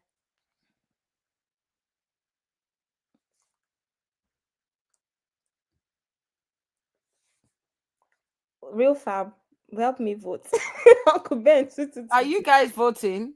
Yeah, we're voting. 1 yes, 2 no. I don't know what my vote is. My vote is 3. What's that one Women up? are single because they're not willing to settle. Yeah, I agree. Yeah. Hmm. That question is very tough. Let me share an experience quickly. I had a girlfriend when I was younger, so we broke up. And this lady, parents, the mom, she's a Jamaican. They are based in England, but the lady and the father met when we were in school in England. So the woman came. So the lady was brought up as a Jamaican girl. The mother doesn't speak. Very tough woman. So when we broke up, I was gentle there. I didn't have. I lied low. You broke up with a lady with a girl for about 9 months. I didn't have no any other girl. I was going to school. She just came to my house one day. I was staying with my parents then. No, have my own room. He just came and I was somewhere. I just came. I opened it. I saw somebody on my bed. I said, "What?" Because I was an adult then. My parents doesn't care. They don't ask about my affair. You know what I mean? I'm like, "What are you doing?" She said she came back. And meanwhile, I heard that she was dating somebody. Apparently, my sister stay in the same place with them. They stay in the same house. They have their own flat. So I was like, what? We settled. To cut this long story short, she moved to England. And I was told that she's not married up till now. I was like, what? That really pained me. This is a girl I love. I will have married her. She's not married, no children. She's on her own. She's working. I was like, I felt bad for her. I'm serious, but because I begin to I begin to remember what we did together. I felt bad. I even felt maybe I was the cause of her not getting married to somebody, not getting married. But like, what is wrong with this lady? Pretty, educated. How come she didn't get married? No child, nothing. So women, I beg, take an easy. Thank you. Thank you, Uncle Patrick, for that. Um, Uncle Ben, Missy is asking you what Odogu is. What is Odogu? Odogu. Odogun, Odogun is a rich Nigeria husband. Generally, Odogun is an Igbo language that is used to describe men who are wealthy, men who get money. So, but now we apply it to everything. In Nigeria, we share our language and slangs together. So, Odogun simply mean wealthy man, we get money, we fit spend money anyhow. Yeah, That's what it means, Missy. which is my portion in Jesus' name, amen. Okay, Uncle Ben, I want to ask the panel a question about choosing a partner. So, do you think that it is unnecessary for one to have a physical type? Am I not allowed to say I want tall, dark, and handsome as a You are physical, allowed. and then whatever character traits I want as well, I can throw that in, and whatever financial status I want as well, I can throw that in. When does it become a Eh? partner? You want me to You do can throw that in. that? See, I can my dear, character traits, the my financial dear, status. you When can does even it throw become a God problem? in. Abby, you Mm? can even throw God in as part of what you want. No problem. You can add Dangote, that the man must be so rich that Dangote will be moping his floor. No issue. But the problem is, where is the man? That thing, that specs that you are looking for, you know how many of now where they look for that spec. Don't forget what this show is all about. Your senior auntie say there are shortage of men. What she is saying indirectly is that those type of men that ladies are looking for, they are scarce in supply. They're not plenty. The demand for those type of men are higher. Mm. I think we did a show here one time where people said I think some women said they are like maybe 5'4", some 5'5", but their choice of men is like 6'2", 6'6", and we end up talking about kissing up, kissing down. So, my dear, that's the issue. There's nothing wrong with you wanting what you want, but is it available in the market? Now, if you finally find it, will that person meet your expectation in terms of behavior and character? So those are the issues. Hmm. Okay. Yeah, Yes. that's Okay. it. Can I say something? You know what? I'm just reflecting on what Mama Bimbo said, yeah. And to me, it don't make sense, yeah, Um, because okay, I'm just playing. I'm just playing. You know, I had beachings, remember, and it's messing with my head. So anyway, the reason I'm saying that is because okay, you're saying there's shortage of men. Is it just in Africa? Because is it in the case of Western countries? Because I don't see anybody saying, you know what, I'm it's better to be a second wife. I don't see that in London. I don't see that in UK. So I think it's just a mindset thing. I just think that personally for me, I stand by what I said before. It's just a justification for her to be moving mad and wanting to become a second wife based on her choices and the fact that she's single now at whatever age she is. Because I definitely believe that this narrative that the stats are saying that there's more women than men doesn't stack up, because in other places in like basically other places, I don't see anybody saying that there's not the shortage of men, we should start becoming second wives. I know a lot of Caucasian men and women don't say that. So I think it's just a mindset thing. And I just think personally, everybody's entitled to their preference. If you want to 6'3", chocolate, yeah, chocolate voice, dark and chocolate, and a nice voice on a nice voice and everything, then that's up to you. Everyone's entitled to their preference. Doesn't mean that their standard is too high. I just think that there are great men out there, and I do agree with Uncle Patrick that we shouldn't generalize. There are great men out there, but we need to be realistic. The older you are, it's going to be harder to find the type of man that you want. And unfortunately, all you're going to get, and I'm realistic because I'm divorced, that if I decide to marry again, it's either going to be a divorcee or widower. Do you know what I mean? Because of the age that I'm at. So we need to be realistic with our expectations. So I think Mama is not being realistic with her expectations, because there must be single men that haven't necessarily been married before. I just think so I'm not reading the comments, you're distracting me, guys. Yeah. I'm just thinking that for me personally, Cece, stop distracting me. Sorry. I just think personally that everyone's entitled to a preference. And I think she should stop the narrative of becoming a second wife. There's men out there but unfortunately, you need to be realistic with the type of men out there based on your life experience and where you are. Because all of us, men and women, we have seasons. We're in different seasons, and you need to be aware of that. And then obviously make choices according to your season.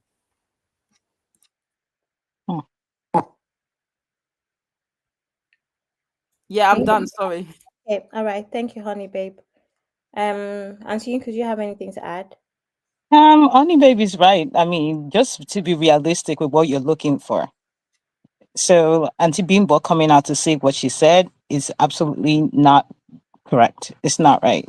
If she has chosen to be someone's second wife, good for her. But don't come out here and make it seem like there are no men out there. So women should be okay with being a second wife. And then tag on culture on top of that and say that that's what it used to be back in the day or whatever she was saying. Because I tried to get the video. I was trying to watch it on the side here um just to listen to like the whole sentence, how that came to be, how that came to be in the discussion. But we as women have to be realistic about who we want to marry when we want to marry them. Of course, like Honey Babe said, think about where you are in your life. But at the same time, I'm saying this just for myself. If based on what I've seen, and if I was still, if I was younger now, let's say I was in my 20s or whatever, and I already have my business and everything is going well for me, and I see a guy and he's not doing well at all, he's really, really struggling. I will tell you, I'm just trying to be realistic here. It will take the grace of God and God actually telling me that's my man for me to say yes to him. That's just it. Because I have seen a lot of women that have sacrificed, to build with a man, that have put their own to the side just so they can be with the guy. And at the end of the day, when he became what he needed to be, he pretty much trashed them. And they would have never thought that it would be that way with them. So yes, it would take the grace of God. Like God will literally have to tell me that is my man. And for me to actually accept that he's the one, for me to say yes, because there's just been so much. Hello, We can't hear you, Auntie Incus. Yeah, I thought it was Sister my Yinka. laptop.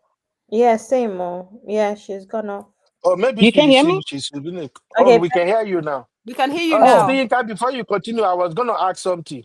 No, oh, best, my ears keep picking on this conversation. It's a very interesting one. That's why I can't wait for this sister circle to start.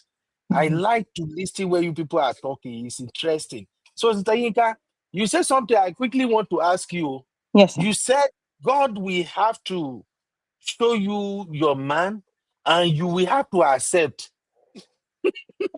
Uncle Ben, yes. So even if God show a woman a man, the woman will say, Baba, this one where you they show me, I don't want him. Is that what you're saying, man? No, sometimes as humans, even when the Holy Spirit is telling you something, but because that thing is not aligning to what you want, you be like, nah, that can be the Holy Spirit. That's gotta be the devil or something. It's not. That can be me. I Uncle mean, I'm just. Beno, these our women. I I I respect them past nothing. Women, I respect them. Women, Uncle Patrick. Because when I hear that, it reminds me of something my wife told me one time. My wife and we were friends for 6 months plus before we start dating, right? So they called me my brother, my brother, my brother. So after we finally got married, and then we still they played the way we used to play like small picking. One of our cousin come tell her, he say that time when we they be friends for 6 months. One of our cousin asked her like, "Hey Tina, is that your boyfriend?" And she's like, "Which boyfriend? This one will be like Agbako, we know they hear what. Now me go take my hand, kill him." No, 20 something years, she never killed me. So when Sister Yinka say, when God showed me, I have to accept him, my brain just go down. Maybe when God showed me to my wife just be like, Baba God, no, it can't be this guy. It can't be him. I know Kukuma get, I know be 6 feet plus. Sister Yinka no verse. I just say uh, make I quickly clarify that. Go ahead, man. yes, I mean it's true now. We've seen so many women. See, let me tell you something. There's nothing sweeter than struggling with a man. Like that you guys struggle to build a life together where you guys are both enjoying the fruits of your labor.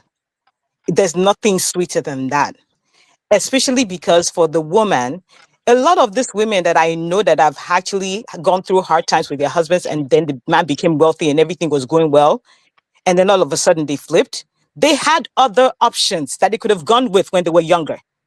But guess what? They chose to stay with the one that they loved. A lot of Mm. these women had option B, option C. But they left all of those people to be with this one guy that was their university sweetheart. They were going to struggle with him and they were going to build life together and do everything. And 20, 25 years down the line, this man starts moving mad. Do you know how heartbreaking it will be for a woman because of everything that we give up as women? Especially when you know that you had a plan B, you had an option C, and you went with this guy because you felt like, you have genuine love with them. That is why women are not really, sometimes, they think about it like, love is great, but I don't want to struggle. Because if at the end of the day, if things don't work out right, if things don't work out between us, I don't want to feel like I lost a huge part of my life struggling with you. And if you really think about it, Uncle Ben and Uncle Patrick, you will see that really there's a lot to that. That's why we as women and as men now need to do better with our children, raising our boys, and Actually, ensuring that they understand what it means to be faithful in a relationship and to stop looking everywhere, because there's nothing better out there than the woman that you struggle with. She pretty much will do anything for you.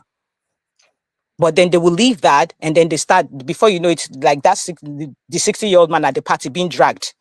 You get? So, I mean, we see it every time.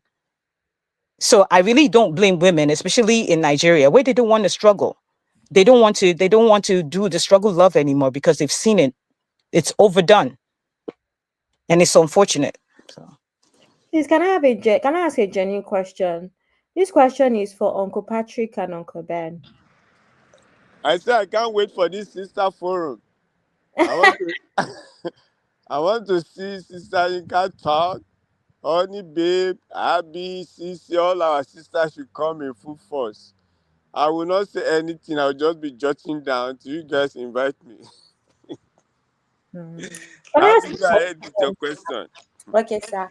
I can't wait to anticipating our topics and the fun time we'd have. And real talk, really. I think a lot of the conversations are going to be real, and a lot of people will be able to relate to all of us. Anyway, my question is, you have a daughter that is of marriable age, I guess, ready to get married. What is the standard based off of, should I say, what the man can provide, or the man's education, or the man's financial status? Is there no, should I say, do you not have an expectation, Uncle Ben, Uncle Patrick, if your daughter brought back a random guy that's like a college dropout? I know it's not going to happen, but I'm just trying to understand. A college dropout and has decided that he doesn't even care to work his way up, and he's just maybe working at Walmart as like I don't know, someone that stacks the shelves. They have shelves in Walmart. You get my point anyway. Um, what would you say? Would you not be concerned? And then her response is that she loves him. He has all of these amazing qualities, and she believes that they can grow. That's a big one. Good question, anyway. You know, we were having a picnic, was it in August? So, one of my pastor's daughter just came with the guy with glasses, They sat down, they ate, you know what I mean? So everybody went to him. In the church, my friend just called me. Senior pastor said, I said, Pastor Patrick, my day was spoiled. I said, what? He said, yes. He said, my daughter just messed up the picnic for me. He said, I don't know this guy. Look at the way he dressed. This guy she never talked to anybody about this guy. Just brought him. He said he wasn't. Yeah, the girl says the girl don't stay with them. She has her own apartment. She's working. I just asked him to relax. It's gonna be all right. So coming to your question, if my daughter should do that, I'm not gonna be mad. I'm gonna talk to the guy, get to know the guy. They are just dating. They're not gonna be. You know what I mean? It's just a date. My daughter may say she likes her, but I'm going to tell her what I expect her at the level she'll be operating. You know what I mean? I'm not going to condemn the guy. You know what I mean? Mm. But I'm going to show love to my daughter. And that's the only way you can talk to somebody that you love as a good dad. I'm not going to be mad. I say, no, why do you? No, no, no, no. That is immature. I'm going to ask her where they met and all those things, talk to my daughter as well. And Abby, it happens to people in high places too. I'm going to round up with another one. There is a program, you can Google it, Family Life Today. The owner of the founder of the program, he said his daughter brought in a guy, they were dating. Nobody liked the guy. The brothers don't like the guy. This guy is no future ambition. He's on serious guy. How could you be dating with your college degree and everything? I know American, they are white. The girl moved out, has her own house, they were still dating. Said the mom now went there to meet the girl, drove to another state. I was telling the guy, this nobody like this. This guy is not for you. It's not the will of God for you. I don't understand. This guy is not. The guy said, Mom, I'm not my baby. I love this guy. This is the person I'm gonna marry. So Abby, Yes, sir. the mother drove 2 hours crying. Say, this is the girl my first daughter I brought up in a godly way, showed her everything. So when the woman got to the husband, said, what happened? This is what my daughter told me. I can't believe. How she even I was saying that, Mom, this is the guy I love. I know what I mean. She just they begin to pray for her. So a few months later, the girl called and said, Mom, I broke up with this guy. Everybody said, hallelujah. You know, like children of these days. You know, Abby, you know this Gen Z or whatever, or children of these, they are very stubborn, which is what they want that they want. Yes. Big Graham, I'm going to round up. Big Graham married, the daughter got married in the church. A man of God, they love each other, they went a divorce. Are you getting me? The lady came back home and now got married to another person in the church. The person that the family trusted. My people, they said the second the man beat the lady that she went out and became mad. Evangelist Graham was praying that God should just bring this girl home. They don't even want her to marry. They can't find where she was. For a daughter of a great evangelist that is praying for president, became mad on the street, they can't find her in America. Sent police, they couldn't find her. They began to pray. That is one of the daughters that's now an evangelist now. And this lady walked in. So things happen. You know, things happen. All we need for our children to be praying for them. All these children are so stubborn. And our prayer is that they will not learn in a bad way. You know what I mean? They are so stubborn. They know more than you, as if you've not gone through that before. It's not by power. Some people might say, this man is being spiritual. I have to be spiritual when it comes to that case.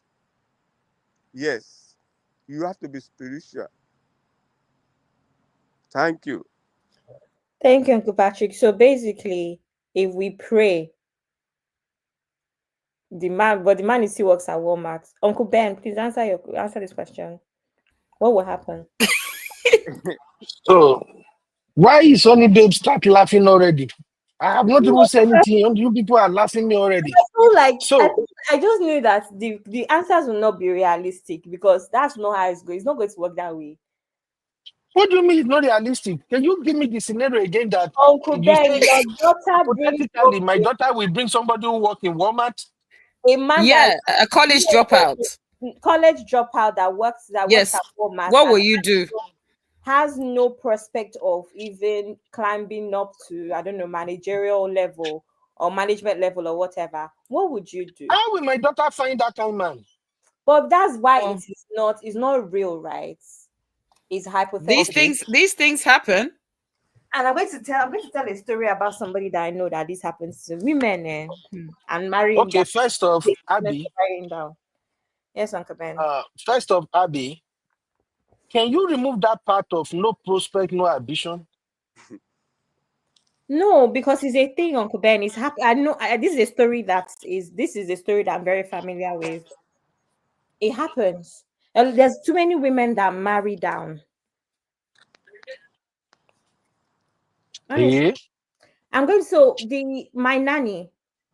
I know it doesn't make sense, but the woman that was around when I was growing up, this was her story. Yes, she was not exactly educated, but once she came to my house, my parents were very particular about her. She's from the east, not related to my mom. She's from Abia. My mom is Delta Igbo. And I actually grew up, I think I said this on the previous show. I grew up thinking that she was my mom's sister or cousin or something. That's how much we took her as family. It was not obvious that she was a help. So, in fact, at some point, it was too late for her to go back to proper education because the last time she went to school was primary 6, and this was not someone that was in her 20s. So it was a bit, so she decided she wanted to become a fashion designer. At the time, anyone that knows Diola Sego, she had a school in Lagos. She used to go to our church. So my mom managed to get her into the school. She was doing very well. And when this woman finished, she went as far as sewing clothes for the chief of air staff's wife at the time. Like, she was doing very well. She had a store. In fact, she became family. All of my family know her to date. Uncle Ben, as usual, she came with one man that worked for at some factory that sews rice bags. My dad was like, I'm not going to lie, you're my daughter now. Even if, technically I might not have been able to give birth to your age, but you're my daughter now. And my answer is no. I've had a chat with this guy.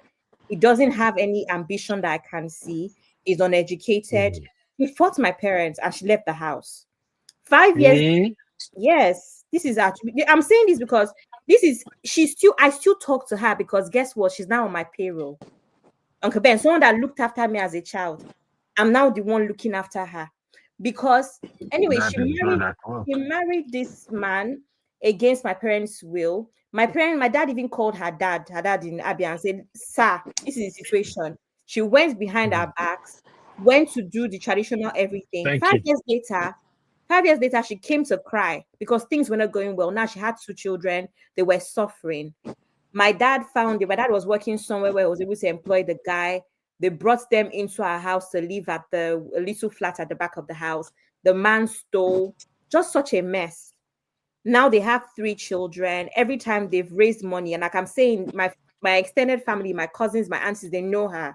So sometimes they've raised money for her to start a business. It's always one thing or the other, to the point where we've now realized that the only way to help them is to give her money here and there. So my family, they give her what they give Wow. her. Me, I give her money monthly. I just pay her a salary. I'm not going to say how much, obviously, but I just pay her a salary every single month and make sure that she gets that money. And I talk to her when I talk to her. She has 3 children.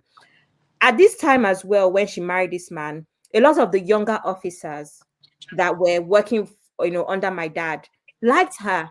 And my parents would say, "You're a beautiful woman. A lot of these younger officers are even liking you.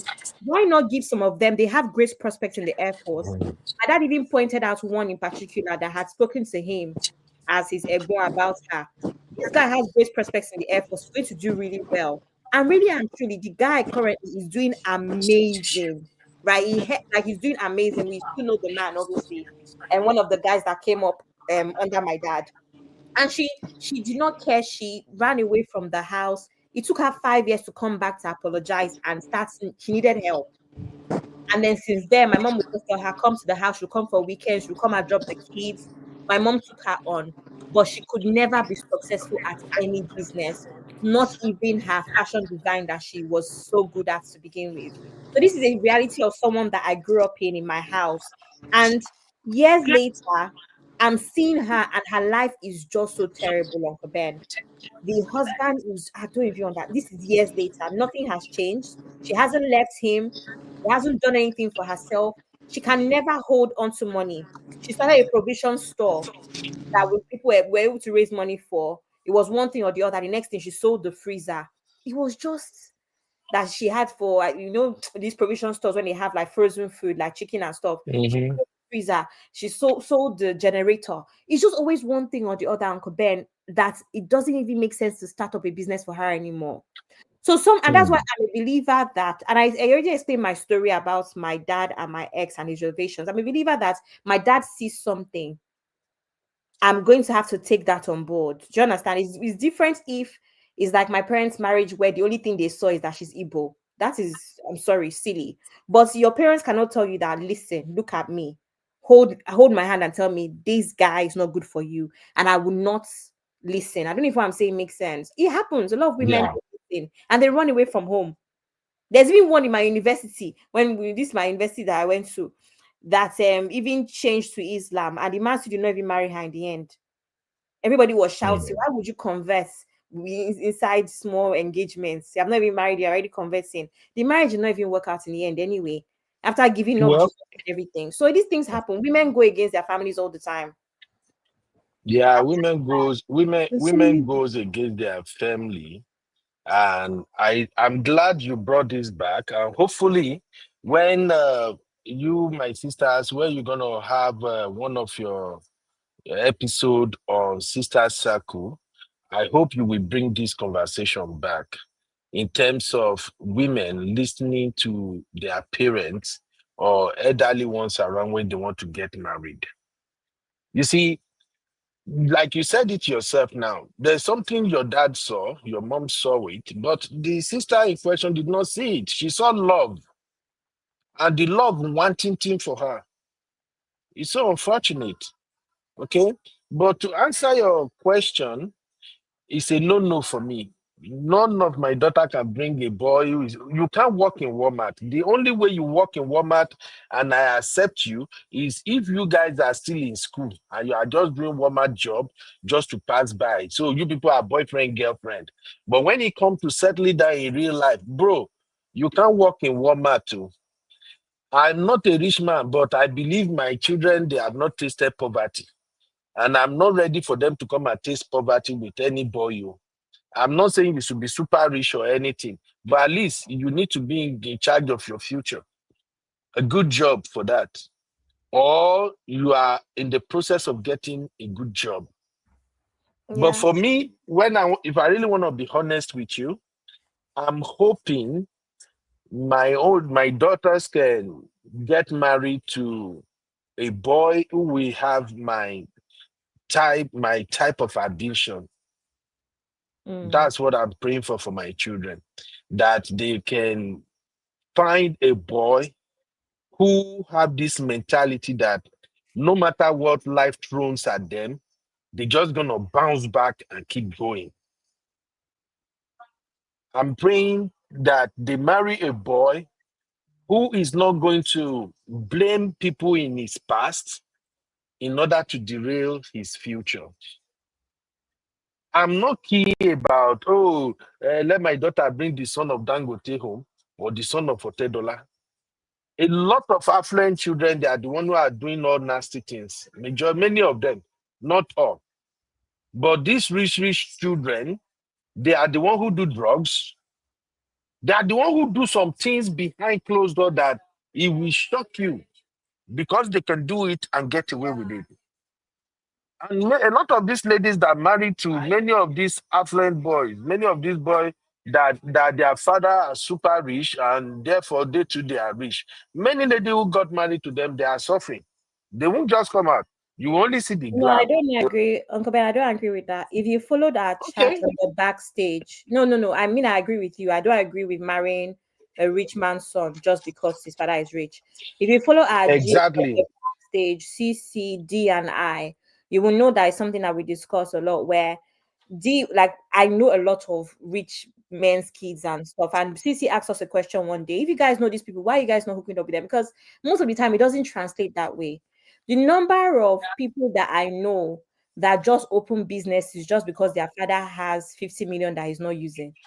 Oh God, what's Mm. next week they've opened that business? Well, I don't understand. What's going on? The next thing they have too much money to be having nonsense. And with no disrespect at all, but to be having nonsense ambition. Today they can just feel like being a DJ. Next week they'll feel like being a painter. I'm not joking, Uncle Ben. I'm not even joking. In 2 weeks' time, Are they feel like are opening. you are you trying to shade my DJ Copy? I be copy. I be come No, and it's DJ or true. $10. No, Uncle Ben, a lot of them are like that. I mean, I feel like girls in some situations can get away with stuff like that, to be very honest. Men cannot really get away with that because at some point, are you not even supposed to be building yourself to a point where you can even take over this your father's empire? A lot of them are just, Mm-hmm. I don't like Mm-hmm. rich men's kids that are not hustlers or their parents have not instilled that whole thing of working for themselves in them. I also know rich men's kids that their parents have made sure that they work. They even send them away from home so that they understand what it feels like to work, whether it's in the UK, whether it's in America, work, do your internships from like when they're teenagers, if that makes sense. So I think it's Yeah. important, even if parents need to find that balance of okay, I can provide for you. We have all of this money to make sure you have a good life, but you need to understand the balance of working for your own as well, even if it means coming to join the family business afterwards. How can you run a successful family business if you don't even have the acumen for it to begin with? You have Exactly. to. So I agree with you on that one. There's so many rich men's children that actually, they are somehow, I can't even lie to you, they are very Yeah. somehow. So that's the thing. I Anybody my daughter bring home is welcome, but I'm going to do my homework. I will do my research. And let me play this video. Please listen to this video before we move on. Where's the video? Okay, here we go. Ways that you can have children now. So Yes. So you can, if you get married tomorrow, you just probably opt for surrogacy. Is that what you do? oh, definitely. Oh, okay. And I'm saying it because I want people to understand that it's not a curse. It's not. The way they make it seem like every woman that does it is less of a woman. Stop it. Stop it. Stop it. Stop it. It's not good for those women. It's not good. Because you're talking about women who have issues with carrying pregnancies. Somebody has had 7, 8 miscarriages and obviously can't carry a baby to term because of some, medical issue. And then you are shaming the person for using a surrogate? Shame on you. Shame on you, the person that's trying to shame someone for living their lives and just wanting to have a full life like yours. Every woman out there, if you have any medical issues, you are still perfectly a woman. That's right. You are amazing just the way you are. Don't let anybody shame you. If you have any problems, don't let Nigerians shame you. No surrogates. Feel free. Enjoy. Use. Live your life to the max. I'm saying it. People can say whatever. And they if you want. need a doctor, I will recommend one. Then somebody's not there saying Kideko. Look, It's people should say whatever they like. enough stress on women already. You have menstrual pains. You have, some people have ovulation pains as much. And then later in life, you will have perimenopause. You have perimenopause, you have menopause. Life is coming. Perimenopause is, if it affects you seriously, oh my God. All of this. It takes away you. Hmm. That thing is mad. You said it. It's mad. And guess what? It just supplements. Supplements and you're back to normal. Just supplements and women don't know. And our mother, do you know my mom didn't even know that when she was, because I remember, now that I know what it is, I know when my mom was going through it. I know when Auntie Joke was going through it. I know, yes, she doesn't even realize. I know because we were doing yes. It was a Here word. We were rehearsing and performing Here word then in America. It was during the rehearsal. That's every woman that you know. Once you know the symptoms of everything, you can tell when they went through it. First, you put on the weight.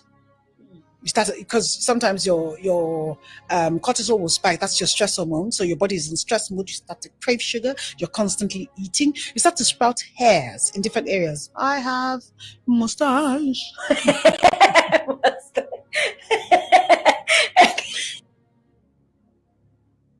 There's so many ways that you can have children now. So, yes.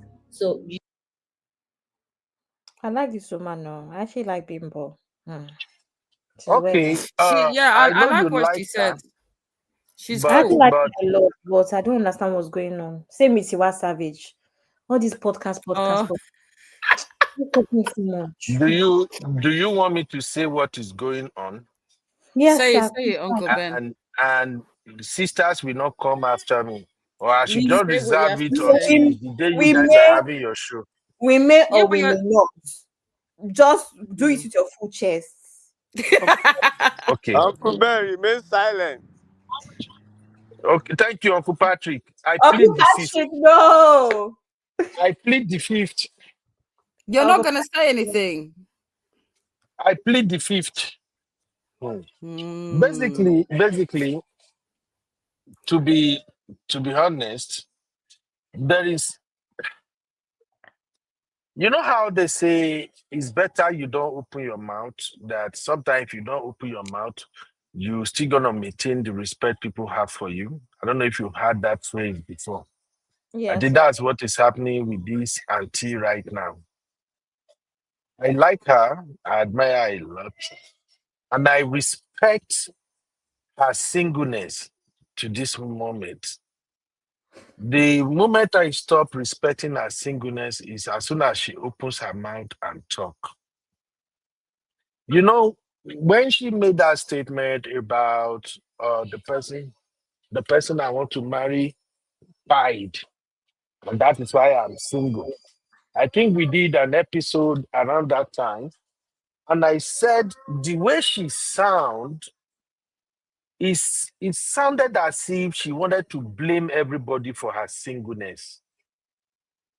Because how do you just make a statement like that, that the person you wanted to marry died, and that is why you remain single? From at what age did that person died that makes you single? How long are you going to carry that burden? If we reverse, if the reverse is the case, if the reverse is the case, that she is the one who died and that man is alive, did she think that man will remain single? Of course not. So the moment she made that statement, if I felt like all this while that you are single, I was kind of sorrying for you, but now it's obvious that you are blaming everybody for you being single. How is she All right. blaming anybody? How should be? I'm sorry, I'm confused. How is she blaming anybody? She's saying her truth. Someone deleted. I'm single. End of. How are you blaming someone, Uncle Okay. Ben? I'm just confused. Honey, I Okay. think I understand where Uncle Ben is coming from. Please, maybe Yeah, I don't get it. So yeah, no, clarify it for me, please. I quite understand why you don't get it, honey babe. You grew up in Western world, so It's we getting in the boring West. when you keep saying you get boring No, when you no, no, keep no. I repeating. need to It's explain getting it. boring. It's not It's getting boring. Let me okay. say it, honey babe. Okay. Anytime we make reference to Western world, it's not like maybe Mm, we're trying to water down what you're I feel saying.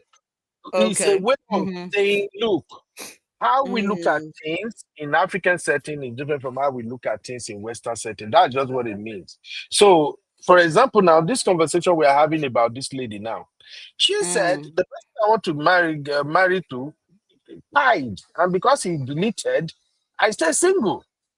Now Okay. it's okay. It's okay. In America, people say stuff like this all the time, and it's fine. Nobody have an issue with Mm-hmm. it. But in African setting where you say stuff like that, if you say it the first year that person deleted, we say, oh yeah, you are feeling the pain. Second year, third year, okay. Fifth year, 10 years later, until you are 52 and you are still saying it. Does it make any sense? No, tell me, Yeah, honey but babe, does Uncle, it make any sense? but again, what I will say is that everyone's bringing religion into this, like and that could It's have not been some. Let me land. Let me land, please. Jojo, please let me land new. Just nicely. show you ballet by force. So let Honey me babe, let me say to let me say to you that the reason why I say bringing religion into it is the fact that how everyone's talking about, in terms of discernment, in terms of that man could have been the person that God had for her. And I personally don't believe in it, but some people believe in soulmates. So maybe that was the man for her, and she doesn't want to compromise. Like I said, everyone is different, but it's very traumatic to have someone that you was in a relation with and they passed away. So it could be a case where she's traumatized, she's not ready to meet anybody else, because it's not like where you sell a car and then you replace your car with a new car. This is life. This is someone's life. And I think personally there's nothing wrong with saying I have been affected by the fact that I had my soulmate taken away from me and he passed, and I'm not ready to marry someone else. There's nothing wrong with her saying that. That is not blaming anybody. And I just think that it's not a big deal to say that I'm not ready to marry someone. What's the big deal? Why was be a case that, oh, someone deletes within a year she should marry again? Why? Everybody has their own journey. And if she decides it takes her 15, 20 years for her to decide to marry someone, that is her choice. I don't know why we're in such a hurry to pressure her into marrying again. Why? I think that's just where I'm coming from. Let her grieve. If it takes her 20 years, who are you to tell her that, oh, she should just get on and marry someone else? That is her experience. That is her choice. And everybody should respect the fact that she doesn't want to get married. Okay, let me Yeah. say what I think. What I think the issue here is, Mm-hmm. just like Tiwa Savage, right? When Tiwa Savage started this whole um talk up and down, different podcasts, different interviews, right? The first video was okay. It didn't mean much. It just felt like okay, maybe they've invited her, maybe she's trying to promote something. Then we heard her album and realized that she was on this podcast to promote her album. I don't know, Uncle Ben, is it you? Do you need to mute? Uncle She Ben, can was you on the mute, please? This, Oh, yeah, is it because I'm me? hearing a lot of yeah, noise. Yeah, Are you hearing background noise? yeah. everything. We're hearing everything. Please, can you mute it, please? Okay, yes, okay, cool. Yeah, so I think what happens is when you have a series of videos back to back, it has to get people wondering. And of course, it's all an assumption. We don't know what the reason is. But like Uncle Ben said, it can take 20 years for sure. Definitely can take 30 years to heal. But I wonder what age this was based off of her current age. Did this happen in her 20s, in her 30s? And then it's been 20 years. All of a sudden, she had like that podcast or that interview where she spoke about it. All of us, we've never heard it before. I'm not sure why we've never heard Yeah. it before. If it was because she just wanted to keep that aspect of her life private, I don't know.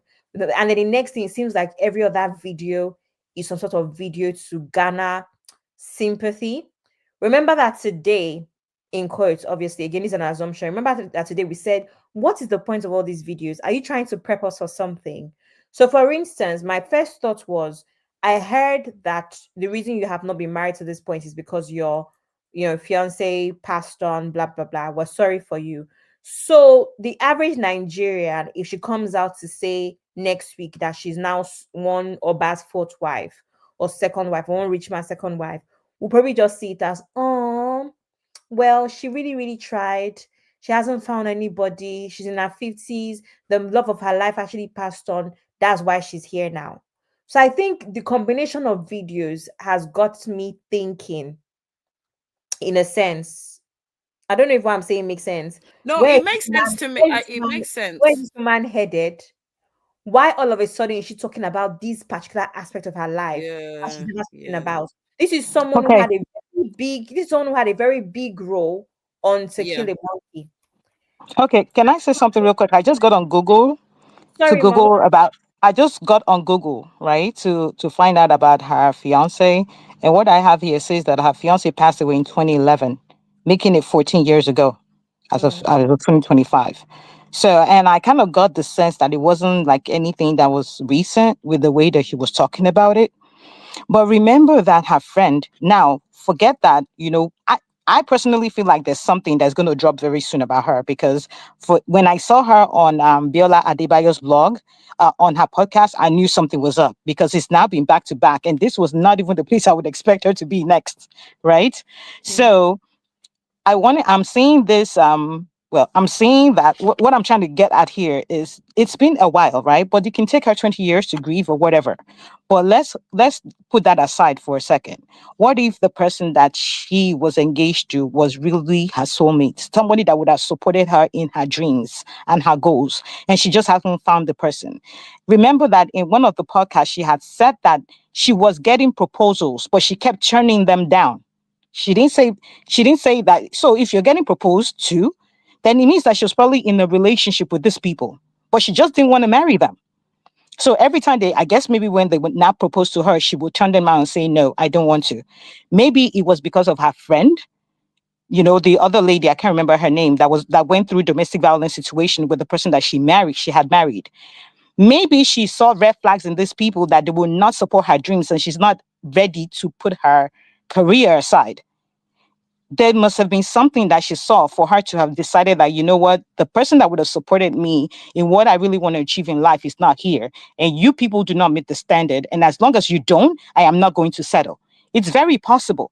There's some women that, as much as we are Nigerians, a lot of us are Nigerians, we know what our society says about marriage. It does not mean that everybody feels like marriage is the thing about them that they have to achieve. Some people don't really care. I am one of those people. That's why I say that, like I put in the comment section, I always believe that my mom's prayer and my grandma's prayer is the reason why I am married today. Marriage was never a big deal to me because I've seen so many negative marriages that I really didn't care. But I always had it at the back of my mind. I knew I was going to have children, but I didn't know when it was going to be. And this was when I was really young when I made that decision. Like, marriage was not a big deal to me. So there are women like that. So what if that's the case with her? And if marrying just means that, fulfilling that part of her life at that point, that person may have been her soulmate that would have, gone along with her dreams. Like for now, my husband now, I pray that nothing ever happens to this man. That's why I say that I don't want to die until I'm 100 and he's 106, because there's nothing that I do in this life that this man will not support me. And I know that there are not a lot of men that do that. Once they see that you're doing well or whatever, it's either they're trying to jeopardize you, sabotage your dreams, or they don't really want to help you with what you're doing, but they're busy pushing theirs. And he's busy pushing his own. He's not letting go of his own, and he's helping me with mine too, and always ensuring that I'm good. Not a lot of people can do that. So I feel like maybe that's the case with her. Maybe that's the one that she found that man would have supported her in everything. Because remember, her generation, a lot of these women end up getting married. Then a few years down the line, they get divorced. Why? Because the man is not supporting them. Because the man is having to make them choose the career over the marriage. Some of them, they decide not to act for a few years. You don't even see them. And then all of a sudden they get divorced. Then you see them acting again. Maybe that's the case with her. So yes, she may have, thought, oh, that man would have been the one to support me. You guys, you're already red flags. It doesn't look like you will support me. I am not doing it. We can be boyfriend, girlfriend, but I'm not going to marry you. And it's very valid. And I don't think that if there's any woman out there that has that at the back of her mind, please do not settle. It is better for you to be alone and enjoy the fruits of your labor and do what you need to do in this world than to settle and be under somebody that will not let you achieve your goals in life. Period. Thank you. Can I ask a Sorry, question? can I? 1 second, sorry, honey. Can I ask a Sorry, question? no problem. Do you think that this her mentality about polygamy is a recent one, or do you think that this is how she's always been, or do you think she just woke up one morning in her, I don't know, 40s and decided that, oh, by the way, I've changed my thoughts about polygamy? I'm asking this question because for a woman who has such high standards and she hasn't married just anybody, for her to not get to a point where she's promoting polygamy, I'm sorry, her standards are not that high. Then it means that she might as well have married anybody or had children with anybody. I feel like with those sort of standards also come setting boundaries as well. All of a sudden, this woman is advising people. Again, I can't, like I said earlier in this video, Yeah. I don't know Abby, our target audiences. Yes, sir. Abby, sorry, my dear. Can you please send me your address for your Dom Pedro? That's all. Because you cannot have Yeah. such high standards and not come and start promoting Mhm. polygamy. It just shows that her standards are actually not that great. So Okay. why should she not marry anybody? It's possible that she just hasn't gotten along with anybody. We can all say that regardless of our age, right? But I'm just saying that I can no longer, same thing with Tiwa Savage. I can no longer put these women on a pedestal as women that have such great morals, such great values, after all of these things that I've been hearing the last couple of weeks. And that's why I'm saying that the reason I understand an aspect of what Uncle Ben is saying is that it's not about that one video. It's about the combination of videos now. It's not got me thinking, right? What is the purpose of this thing that you've been doing Mhm. to promote? So remember, I said, Eh, sorry, I don't mean to cut anybody off. Okay. Auntie, you can make a no verse. She's Make gotten a no this. verse. Abby, Yes, have sir. you had NSC join that your Dom Pedro? Uncle Thank Ben. you. She's gotten this very big role on Netflix. Please, we haven't seen Bimbo on our screens for very long.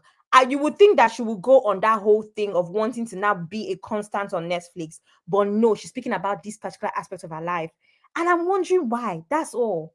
I'm wondering No. something is Mhm. up, something is wrong, something is Yeah. up. So I think, okay, I think I need to make something clear about me, right? See, whatever, when people are coming out like this, remember what I said before in the beginning? I said, for her to come out like this back to back on different shows and she's talking and talking and talking and talking, something is going to happen soon. It's either she's going to be somebody's second wife or third wife or fourth wife or whatever it's going to be, because all of a sudden she's preaching about polygamy right now. So I am not dwelling on her own talk, right? I am dwelling on the talk about women in general as to choosing the life the way that they choose to live their life and not being bombarded by it, or expected to act a certain way or be a certain way because of the expectations as we are Nigerian women, right? That's why I'm not, because the reason why I'm saying that is whatever it is going on with Bimbo, right, is going to come out soon. We're all going to hear it. If she wants to be somebody's fourth wife, we will find out what is going on. She may have decided, you know what, if she wants to be somebody's fourth wife, it doesn't mean that, she's different from who she was. It just means that, you know what, maybe I'll be somebody's wife, but, if I'm the fourth wife, he's still not going to have control over me. I can still do whatever I want to do. I'll be in my own space, do my own thing. Maybe that's where she's at in her life. But I'm not really focusing on Bimbo as a person. I'm focusing on the woman in general, because if we look at the bigger picture here is this woman is that with people are talking about this woman saying that her fiance passed away, and because of that, she's just not getting married to anyone yet because her soulmate passed away. Right? Some people, it's a big deal to them, like, well, the man passed away, you can move on with somebody else. What if she doesn't want to move on? Why does it have to be something in our society that somebody has to be with somebody? A lot of people are in crazy dead marriages because of that narrative right there. If she chooses not to ever be married to anyone, then nobody should be talking about it. If she says my soulmate died and I don't want to be with anybody anymore, as long as she comes to this world and fulfills her destiny, why is that anybody's problem? That's where I'm going with this. So I'm taking it away from Bimbo's talk in general. I'm talking about the woman in general, right? Okay, I get that. Because Ah, Bimbo, whatever is going on with hey, Bimbo, I we're going get to big know. pushback. No verse, Society Yinka. After you finish, I get very, very big pushback. Oh, but go on, man. Okay. Yeah, so I mean that's what I'm just driving at, because there are lots of women that have this persona about them. A lot of women, they've seen that they don't want to settle. They see the red flags in the man. They know that it's not good, but because family is pressuring them, their friends are pressuring them, aunties pressuring them, they're like, you know what? With everything I've gone going on in my life, it's still not good enough because I don't have a husband. Well, let me just do it. It's not coming from the heart. And we need to stop as a people to stop doing that in general. If somebody decides I'm sure that people have talked to her, right? About, settling down. And she just does not want to. She like in her interview, she said so. She said she has been proposed to, but she turned them down. So it's not like she hasn't been in a relationship with anyone, which means she probably tried, but maybe she saw something in them that she knew it just was not going to work and she was not going to settle. So if it means not settling means you will not end up being married, some people are very okay with that. That's what I'm saying. Okay. And we as And the people need to be okay with that. If people decide that's where they want to go. yeah, and seeing, because I agree with you for sure, because that's my stance on marriage. I even had a conversation with my dad where I said I'd rather be single than be with a certain kind of man. And funny enough, he actually agrees with me. So all good. So I agree with that. But like I said, it's just a couple of combination of things just makes me wonder who really she is. And like I said, Mhm. all of them they need to shush. Tiwa Savage, all of them, please. I don't want to see Omotola now or Genevieve now. Come and Mhm. start talking. I love these women. They should not start. I don't want to hear anybody talk again. Mhm. That's that. Uncle Ben, you said you had push. Is it honey babe? Me, I have pushback. I don't know whether Honey Babe get pushback too. I think I honey had babe. something, but you can go first. Okay. Now, I'm not gonna take your time. I just want to like decongest my brain with everything where I don't hear today so far. First off, to clarify with this anti-bimbo, I think the personality she projects and what's coming out of her mouth doesn't match. And I'm sorry for any sister out there who choose to be single. I don't have anything against you. But here is one thing for me. When I see people who say people who deviated from the conventional expectation of life. If people say, oh, everybody is getting married, I don't want to be married, I want to be single. And they don't do things that indicate that them being single is as a result of trauma. I understand them, I agree with them. But when you say, I don't want to be married, I choose to be single, and we can sense in your utterances that being single and not being married is more or less like the biggest loss of your life, then I have issue with that. That's why I said I've known this Bimbo for a very long time, and I respect her a lot. I admire her a lot. But I would prefer her not talking than talking now. Because every time she opens her mouth and talk, it tells more about who she truly is than who she's trying to portray. Hmm. I'll give you another example. Genevieve Naji. Did you know that Genevieve had not been in any movie for a while now? And yet, with all the ladies, the fantastic actors and actresses we have in Nigeria right now, Genevieve is still, people are still comparing them to Genevieve. Still, people still believe that, oh, Genevieve is still the goddess of the screen. But what happened? Genevieve did not talk. She's not married. She has a grown daughter and all of that. But she doesn't talk. She doesn't discuss her private life. She doesn't discuss why she's not married or this one or that one. She just kept to herself. And as a result of that, we see her exactly the way she presented herself, and we love her like that. Now, Hmm. if Genevieve comes out tomorrow and starts saying, well, the reason I'm not married is because when I have this, my daughter, that man disappointed me. I didn't expect, that's why I'm not married. Now we will start reading into it. We will begin to see a true color, or we'll begin to see the person behind the image that she put out Mm-hmm. there. So that is what is happening with Bimbo, with all these podcasts and Yeah. everything. When Bimbo, the moment Bimbo came out and made that statement that, well, the person I want to marry died, and that's it. That's why I don't marry. That statement is so wrong. That is not how you put it in a public space. Correct. I agree on that one. No. It comes off so wrong the way she put it. So that is why I said, from that moment, I'm like, what is going on? This thing sounds as if you are blaming the person that even pied. You are blaming him for being pied. You are blaming the people who are worried about you that you did not move on after he pied. The way you are even saying it, you are saying it in form of like, I'm a Yoruba guy. And there are ways a Yoruba will say something. That thing does not really mean the way it sounds literally. So the way she said it, the person I want to marry pied, and then that's it. That's why I don't marry. She's saying it like, how dare you people ask me why I'm not married when this person that I want to get married to died? So that's the first thing. Now that thing came out, we argued back and forth about it, and just like some people took honey babe stance and said, look, let people be themselves. If she just want to be who she is, well, we say fine. But for me, I sense trauma. I sense unhealed disappointment, unhealed trauma. And then, having listened to many of our sisters here on this show, I've learned a lot from you ladies. You are the one that let me know that women are even in more competition with themselves than they are in competition to get a man. Sissy said it. I think list name. When I talk for this platform, say, Uncle Ben, most time women are into competition with each other. What women are doing is not because of you men. No. And then I get to think about it like, it's like my sisters are right too.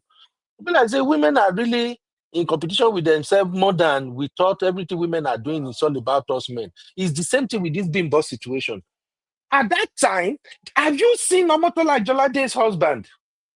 So among all the actresses in Nigeria and the actors or whatever you call them, all the people that were in our Nollywood, Omotola, who is this other lady? Auntie Joke Silva. Those are the people that have husbands that people are kind of saying, oh my God, how did he do it? See, tomorrow, Omotola still beat everybody record when it comes to celebrities getting married. Yeah. And with children. This Bimbo Genevieve, Rita Dominic, they are set. They are Omotola set. So if we have to go by that, maybe the person she wants to get married to is somebody who has that status that can rival people like Omotola, that can rival the other ladies that have fantastic husbands in the industry. Now the guy fight them because, okay, who will I marry now that can rival this person? That's just what I'm thinking. Okay, now fast forward to the other thing she's saying. Auntie, in the same breath, is the one that is telling women, oh, there are not too many women out there. Please, marry a man. Women should marry man as a second wife or whatever did she put itself. Women should embrace polygamy. Coming from her mouth. And if we talk now, say I will talk. Is she, please answer me this, my sisters. Is she in the right position to advise other women to get into polygamous marriage? Did she even understand what marriage is all about? She had never been married. She never experienced it. She had never lived with a man that they had a vow that she saw the guy both. If she have experienced marriage, she will know that you cannot be a woman in marriage and you expect another woman to come and marry the same husband with you. So sometimes they just open their mouth and talk. Bam. Who even That's is just what I'm saying. I'm confused. That's I don't know. Do you get what I'm saying now?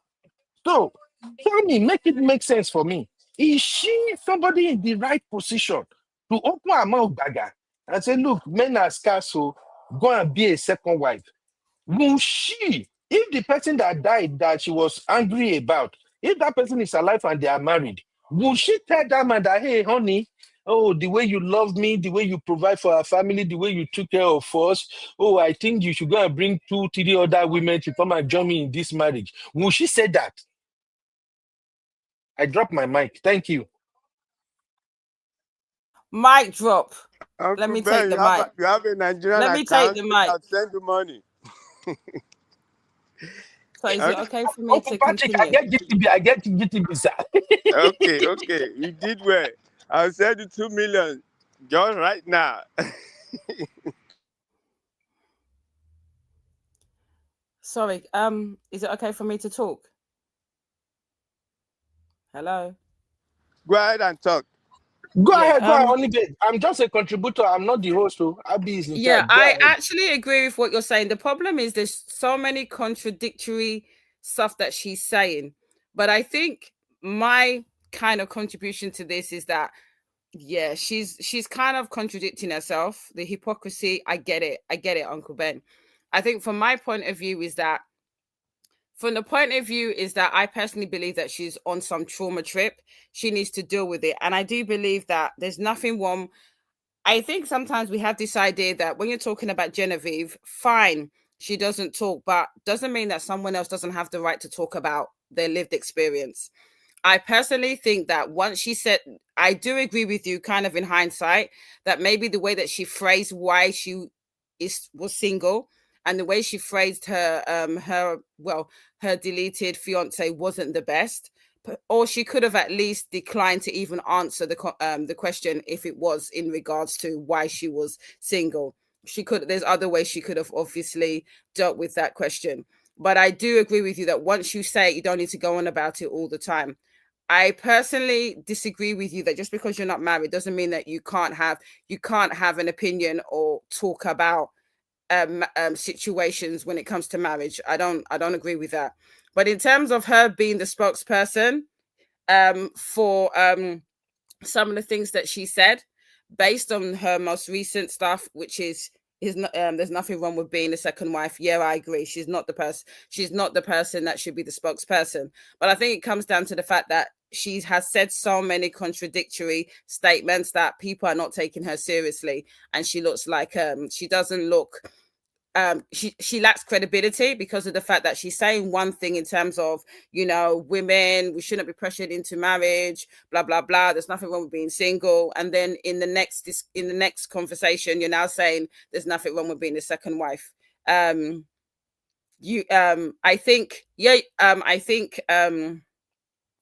think that doesn't make sense. So that's what I was saying in respects to that. I just personally think that in terms of this particular lady, I think she should just keep quiet. I think I always say this, regardless of what we feel about some of the stuff she has said, it's her choice. If she chooses to be a second wife, that is her choice. But I think that her going on different shows and saying this second wife thing, I think is a catalyst to drop some type of big breaking news that she's a second or fourth wife, like Sister Yinka said. I just think that personally there's nothing wrong with being single. I don't know, it's some kind of a disease when it comes to our Nigerian community, and I don't get it. If someone chooses not to get married, again, it's their personal choice. They're an adult. There may be reasons why, and it may not make sense to you, but again, it's their personal choice. There's also the situation where, let's make it make sense. If you have been in a really bad relationship, you got trauma, or you've been divorced, why are we in such a hurry for that person to get married? Wouldn't you want them to heal, get the to take accountability for what happened in that relationship, get the necessary help, whether they need some kind of therapist, before we start pushing them to get married again? I don't know why we do that, and the gaslighting is just crazy. But I personally think there's nothing wrong with someone that has autonomy over themselves. They're an adult. We have freedom of speech, freedom of expression, for them to decide they don't want to get married. I don't understand the issue of, if you're not married, it's a disease, it's a problem. Even my question is that if you don't understand it, then I think you should just respect the choice that someone has made when they decide to not be married. And I say this again, like Sister Yinka said, there's a lot of marriages where people are living in sham of marriages. They're married but single. They might as well be single. So I think we need to take account of that this, yes, there's great marriages, don't get me wrong. And me being divorced doesn't stop me from seeing the bigger picture, that there are great marriages out there. But respect the fact that at the end of the day, everybody is entitled to their choices. So we need to respect that.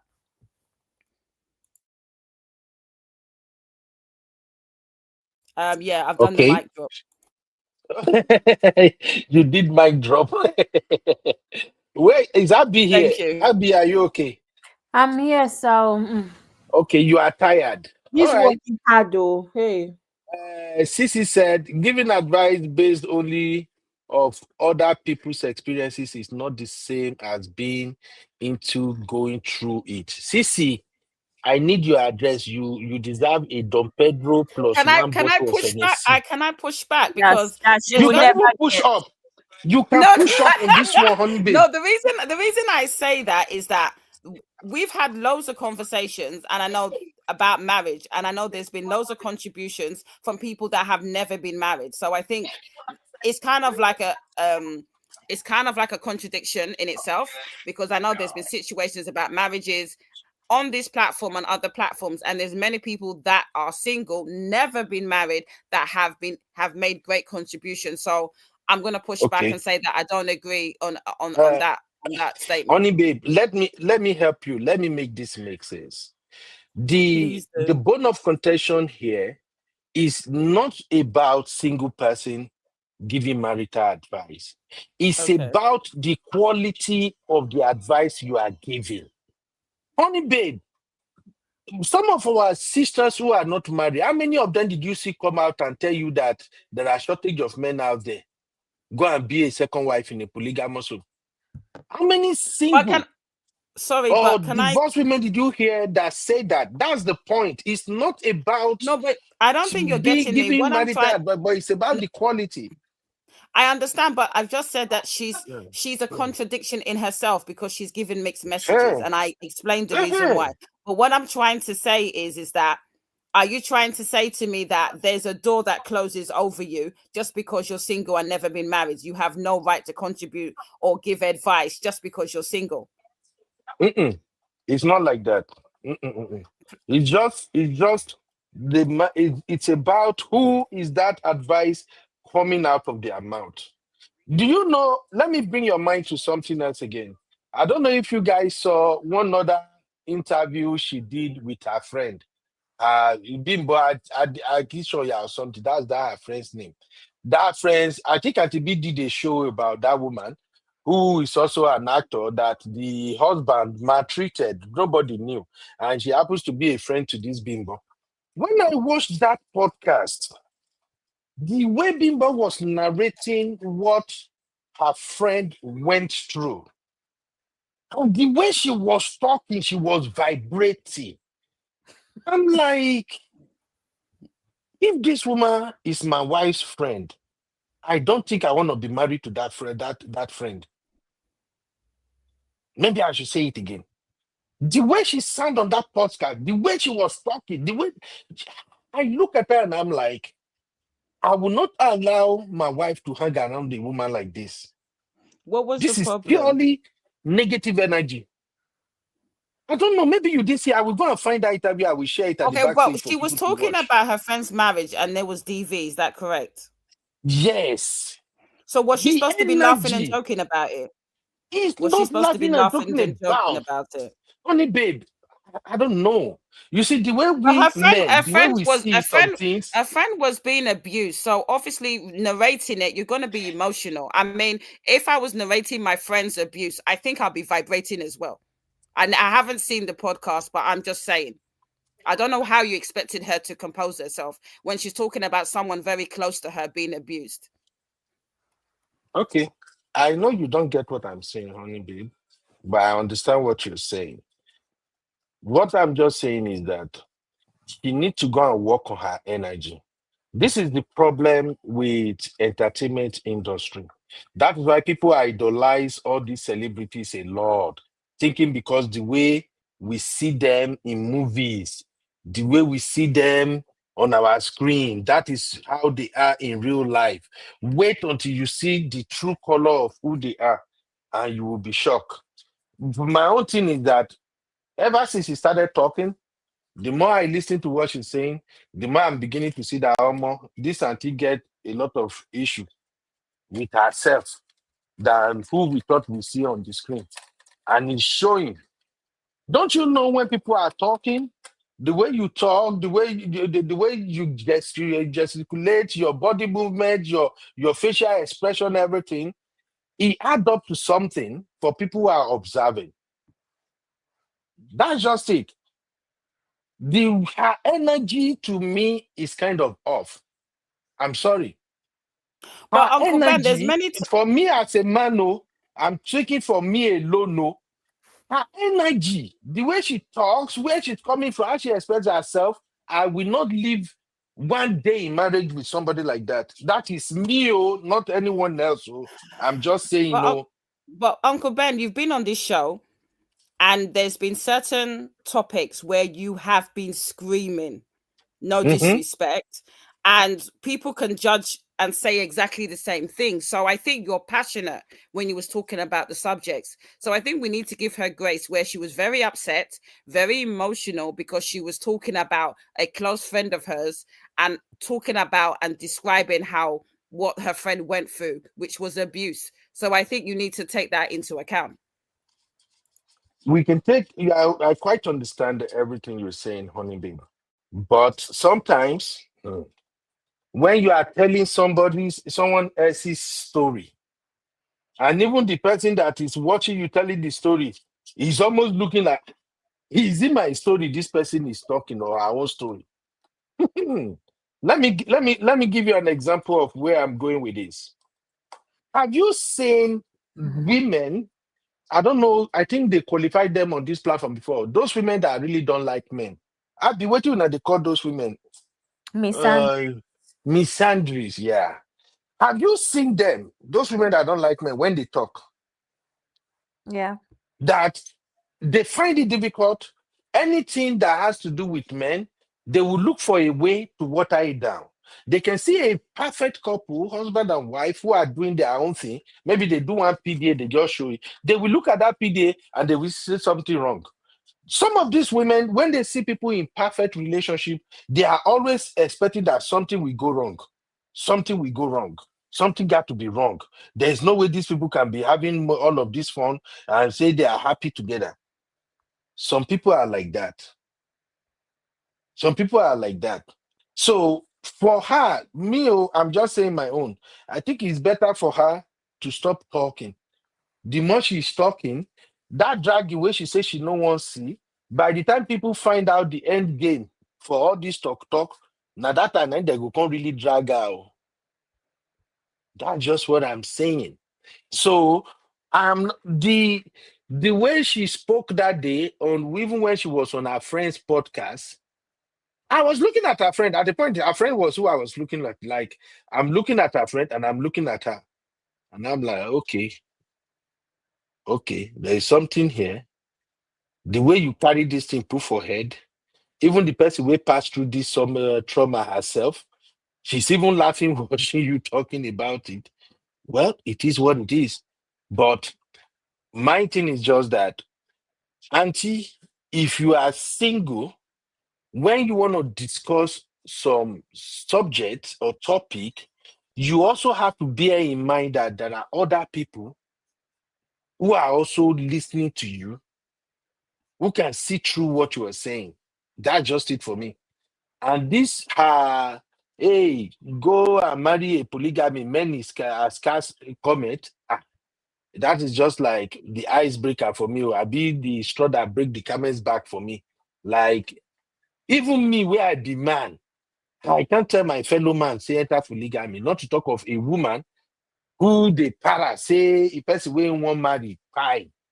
You are now telling other women. That is why when we say it at times that watch the type of people you listen to when it comes to relationship. You go be like, say, oh, why are you people talking like this? Let her feel the pain of polygamy. I came from a polygamous home. From my own parental experience alone, I cannot even advise my enemy to go and start polygamy. Not to now talk of me telling fellow men like me, say, guy, come. Now 2 women, 3 women, now you supposed to marry now. Now imagine it coming from her mouth. Does And she even know what it looks friend. like? So that's just what I'm saying, oh, honey babe. So thank you for having me, oh, Abby and everybody. Eh, So it's ah, definitely very I May strange get what you're strange saying, Uncle Ben. advice. I get what Very you're strange saying. advice. Yeah, Auntie Inkos, welcome back. Thank you. So I wanted to say something about what Uncle Ben said about Bimbo. So yes, I agree with that, and I said it from beginning. Even I watched the interview. I think that was the very very first interview that she had with with her best friend. And watching the interview with her body language, my first thoughts watching the interview was, wow. Her friend, the way that she talked about the whole thing in the video. I mean, Bimbo, it looked like her friend was really weak, right? And she saw all of the red flags before her friend did. It's almost like, how some women get so blinded by love and they don't see all the negative, but your friend can see everything, but you're not paying attention to it because all you know is you're in love at the particular time. But then it got to a point in that interview as she was speaking, her body language, everything. I personally felt that she must be, other than her being very upset that her friend had to go through that, I felt like she was dealing with some trauma herself. That's Bimbo. So that may have been her friend now going through it. Every time she's speaking about anything that has to do with trauma, she pretty much her friend, she was really like the emotion was so deep. It almost looked like she was the one that went through it. So if you haven't watched the interview, you can watch it. Maybe you understand what Uncle Beno is saying. But that's what I got from the original interview. So yes, she may have been hurt because her friend was being abused, and it was obvious in the interview that her friend was weak. Her friend couldn't fight for herself. So it's almost like you have this best friend that is willing to do anything for you, even though you can't see that you're in trouble.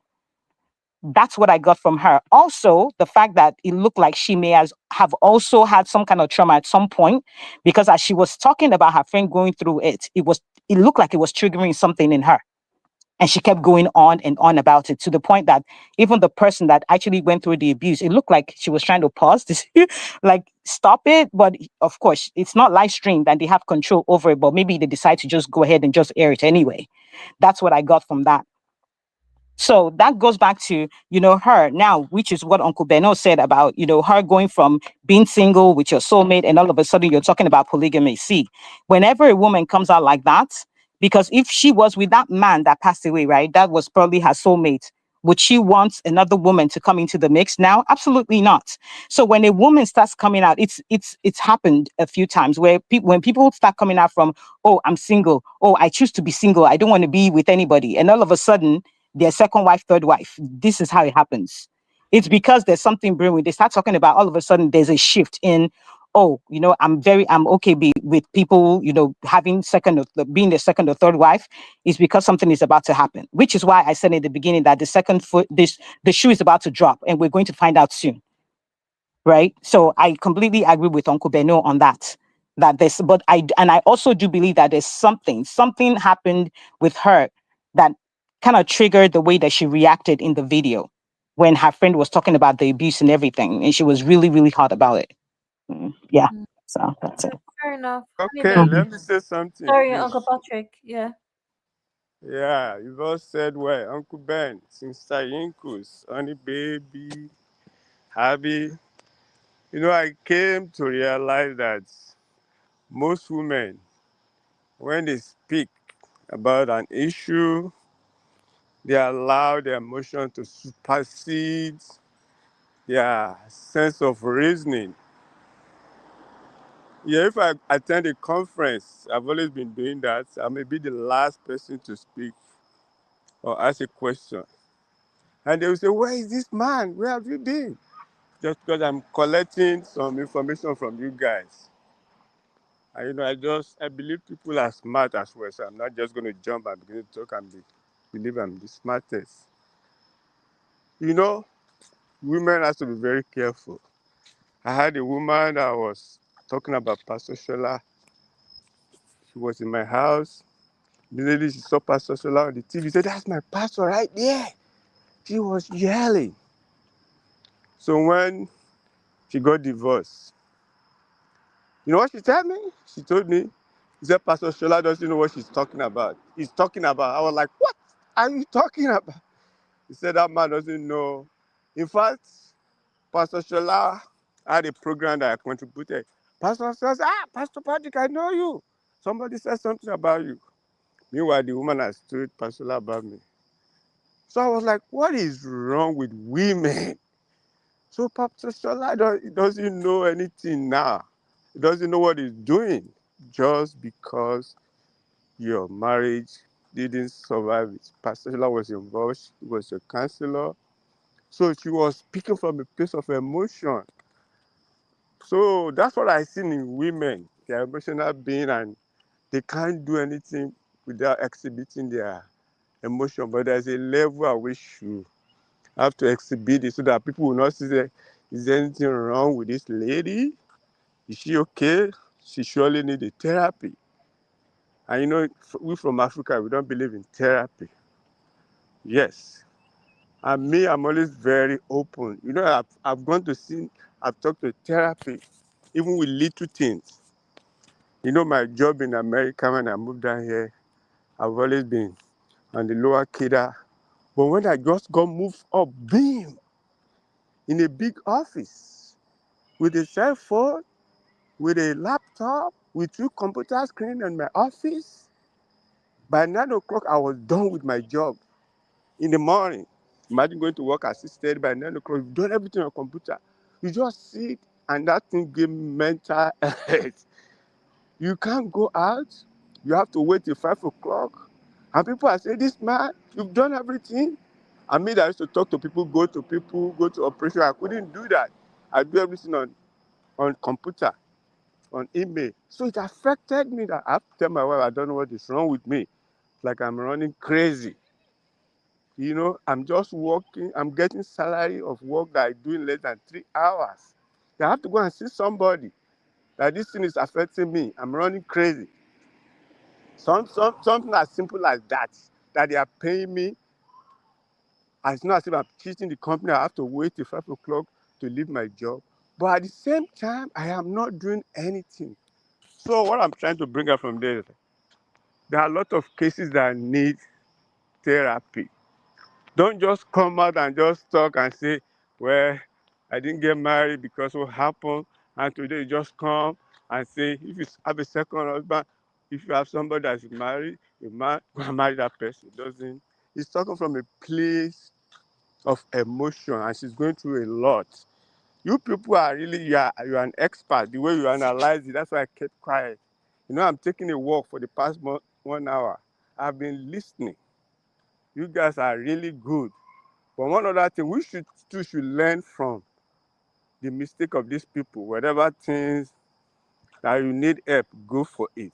See, there's no. I just give you a very simple illustration of what happened to me. You know, from lower Keda to upper Keda, and it affected me mentally. So you guys should learn from them and say, well, we don't know. And like I said, a lot of people who, like other babe said, we can't hold her for saying she doesn't want to marry or don't know her reason. It is the way she begins to speak, what she's spilling out now, like there's a very something underneath that she's hiding. My friend's mom, when the father died about 40 years ago, the woman didn't marry before the woman died. So there are a lot of women like that. Yes. And maybe if they have known better, maybe they will have seek therapy. And some of them will say, I don't want to do that. Just leave me. You know, people of that age. So people go through a lot. God will help every one of us. Thank you for having me. God bless you. Amen. Thank you, Uncle Patrick. Sis Natu, Hello. What's good up? day. Welcome. Thank you, thank you, Welcome, thank sis. you. Hey, sis, what's up? So I was hearing only Bay and Uncle Ben's submission. That's why I jumped in. So I think I understand what Uncle Ben was trying to say. Um, I don't think only Bay understood what Uncle Ben was trying to say about some people that are not married to keep quiet on some certain topics. I have good friends that are not married, and I talk with them about marriage stuff. And I think one of the best advice I've gotten was from my single friends. They are not married. But let me say something. Now, for example, all my sisters have kids. I don't. My twin sister has 3 kids. She does not know how to bathe any baby from day one till 40 days. If the baby is not that strong, she feels like you hold the baby will fall inside the bathtub. I bathe all my sister's kids. I don't have kids. Now, I might have experience in bathing kids. I might not have experience in giving birth to kids in the labor room experience, carrying pregnancy experience. I don't have it. So I might tell her how to bathe the kids. This is how you do this, is how you do it better because she doesn't know. And obviously because she doesn't want to learn. But I cannot tell her, Shebi, you don't carry three. Just add one and make it for waiting day there. I don't know what she's been through. I don't know the experience that she have had. Remember I used to tell people before I want to have 4 kids. After IVF and showed me Shege 4 times. I have to tell people, I say, I think I lied. I might stop at 2. The last one that I had, I did injection every day for 70 days. After 70 days, one day every day, 70 days. After 70 days, I like him, I started doing the main, this thing, 5 injection every day for almost 11 or 12 days. Before I did 3, I did 2, and then we removed I took out the eggs. Now, I know what I went through that one. I beg you on your life, come and talk to me about pregnancy or going for IVF. I will swear for you and your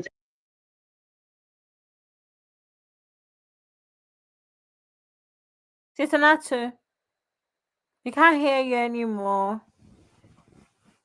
again. Can't hear You know you. what I've been through? Can you hear me? We can hear you now, yes. Okay, you don't know what I've been through.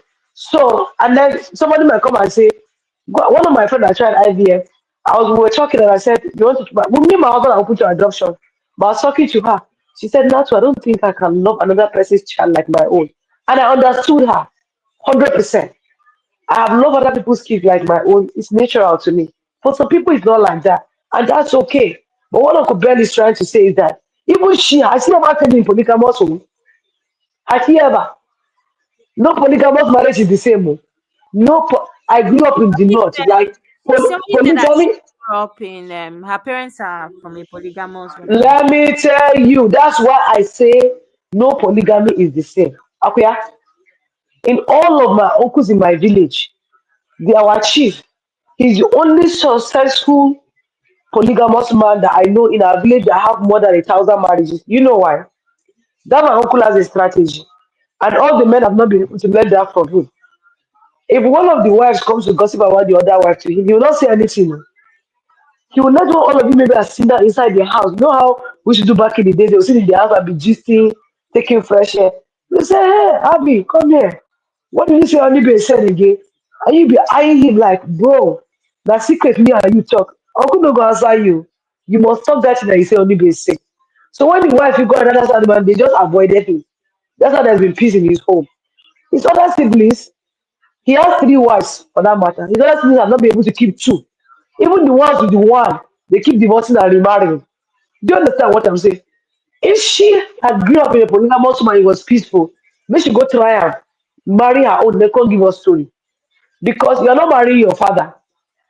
You're not marrying a man that you groom. You're marrying a man that's coming from a different setting entirely, with a different mindset, with a different of how he views polygamy. And you can't come and tell him how to live his polygamous life. So when people are telling her to sit down on this, like Uncle Ben is saying, if I'm telling my people today, I don't think I want kids, they'll believe I'm traumatized from my experience and I need help. And that's not a lie. I had to go through therapy plenty of times because of what I went through. My anxiety level went over the roof. When I mean over the roof, like every small thing I get panic attack. Where did panic attack come from? At 40 something, having panic attack that you didn't have in all your entire adult life. Do you understand what I'm saying? So Yeah. I do understand what Uncle Ben is saying. There's nothing wrong in her giving advice. There's nothing wrong in single people giving married people advice. But some things, they are better experienced. They're better experience, and when you say to people, people understand. You cannot become a professor just because you have experienced some things in life. No, you have to go through the school and go through the grading. One of my cousins just became a PhD, just earned her doctorate today. I said she did it for the family because the way she was reading and going up and down, nobody is doing. I'm not doing that.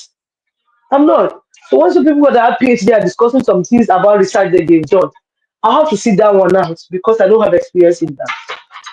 The one you experienced in your father's house, come and tell us about the one you your own experience. I had an auntie that was pregnant that went to the hospital to tell them that she thinks that she's in labor. She's having a baby. They checked her, they said, Madam, they didn't even check herself. The nurse said that the way my auntie came does not look like she's in labor. My auntie just want to leave the house. So my auntie that my auntie should go and lie down. On low on my father's grave. My auntie sneezed and the baby came out. Now sneeze, she sneeze, picking come out.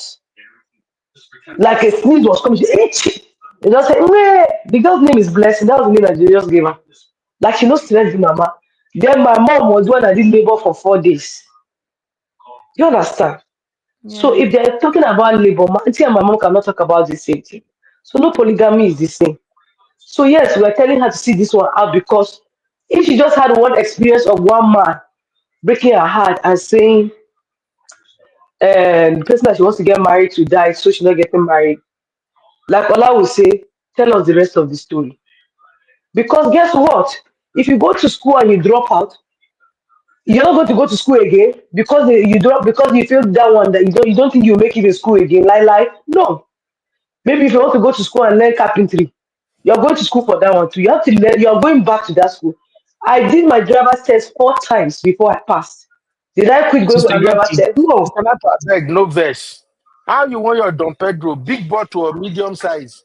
I want the No big vex. bottle. Let's see with eyes, please. Ship the eyes together so that in case I don't get lights. You understand? I did my road test 4 times. I didn't stop doing it because I want a driver's license. So probably marriage is not something that she desires. And she's like, you know what, I can do without this man. I'll do other stuff. That's fine. We're not saying that she has to get married. We're just saying, man, you need help. And that's what we're saying.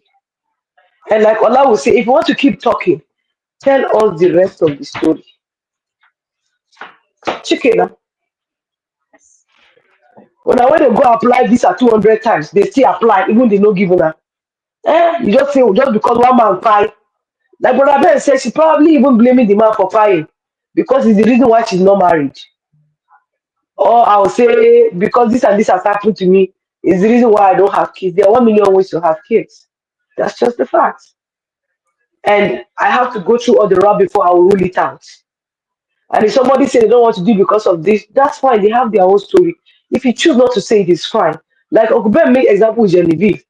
She's showing us the part of her life that she wants to show us, and we are fine with it. But I want to come out and start talking. Let me tell you, I want to advise, especially this our those ones that their age is before our own. All these their Uncle American, their Uncle Kudayo's age and the rest of them. I have advice for you people. This age is not the same with you people's own. No. This is Gen Z time. This is internet age. No, are they careful now they talk. Oh. Every small thing you talk, they just drag your blockers. Every small thing they just drag your breast. It's not the same. Shitanatu, Shitanatu, if they drag our blockers, we go drag their breasts. Their own too No, much. that's what I'm saying. They have to be careful because they always want to talk. Like my mom, I'm lecturing my mom all the time. She's 70. She always want to post on Facebook. I said the day that they will drag you, I will not defend you. This age, they don't have respect. And then they are not like the other, like our age, even our own, that you say something and then will not challenge you because we are respecting you. This age will tell you why. You tell small pikin, don't go out. Why? Don't touch that. But why? But they will challenge everything. They want answers. That's why I don't say governor go lie. They don't go dig everything. Dig the company where you say they work with. Find their phone number. Go call the phone number. Now why Yoruba woman number? Don't play with this age. Oh Lord. Let me go and eat my fish.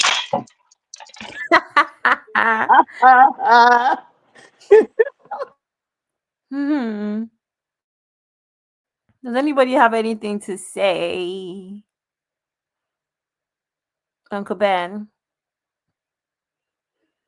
Ah, Auntie Chris. Abby, you Hmm? are still calling me again, Abby. You want me to receive bags, both, Abby? Hmm. Oh Okay. no. Oh, all I will say is this: please don't go into polygamy because one auntie, because the some of the problem with all these statements that these celebrities are making is that they influences Nigerian youth into making mistakes. I'm sorry. We have to start calling them out. You see, this thing of sleeping with married men, it wasn't a thing back in the days in Nigeria. Yeah, people do sleep with married men, but even the person when they sleep with married men will be the one that want to hide it. They don't want anybody to know about it. They go hide down na top secret. Now this one na celebrity then. When they start begin to snatch another woman husband and then brag about it on social media, that is when the other young guys now say, "Oh wow, it be like say this thing makes sense." So, do you know now? I was speaking to a lady in Nigeria yesterday, and the lady was telling me, Uncle Ben, nísìn àwọn èèyàn máa ń fi brag ni o pé ó dàbí competition ni like oh sorry for those who don't understand Yoruba. So she was telling me that right now in Nigeria it's like people are having bragging rights that they have a married man who is their sugar daddy. Yes, it's the new thing now, Uncle Ben. I was It's the new shocked. thing now. And they will Since even tell you I that shocked. they will even Uncle Ben, they will even tell you that he's a married man, so there's nothing attached. At least I know he's not marrying me. It's the new thing now. They know that they're going out with the married man for money, so nothing is gonna follow after. I swear, I was shocked. Like, are you kidding me? She said, "Yes, Uncle Ben." How do we arrive at that conversation? I've not been active on Facebook for a while now, so I can't go stumble on my inbox on Facebook. Oh boy, I don't know. Say I be fine boy. You, they won't take toasting finish me. Toasting they won't take and finish me. Oh, different guys from Nigeria. Now, when me and this lady come to talk, now come to Men tell the they no lady say, try am. Wait, Uncle Ben, wait.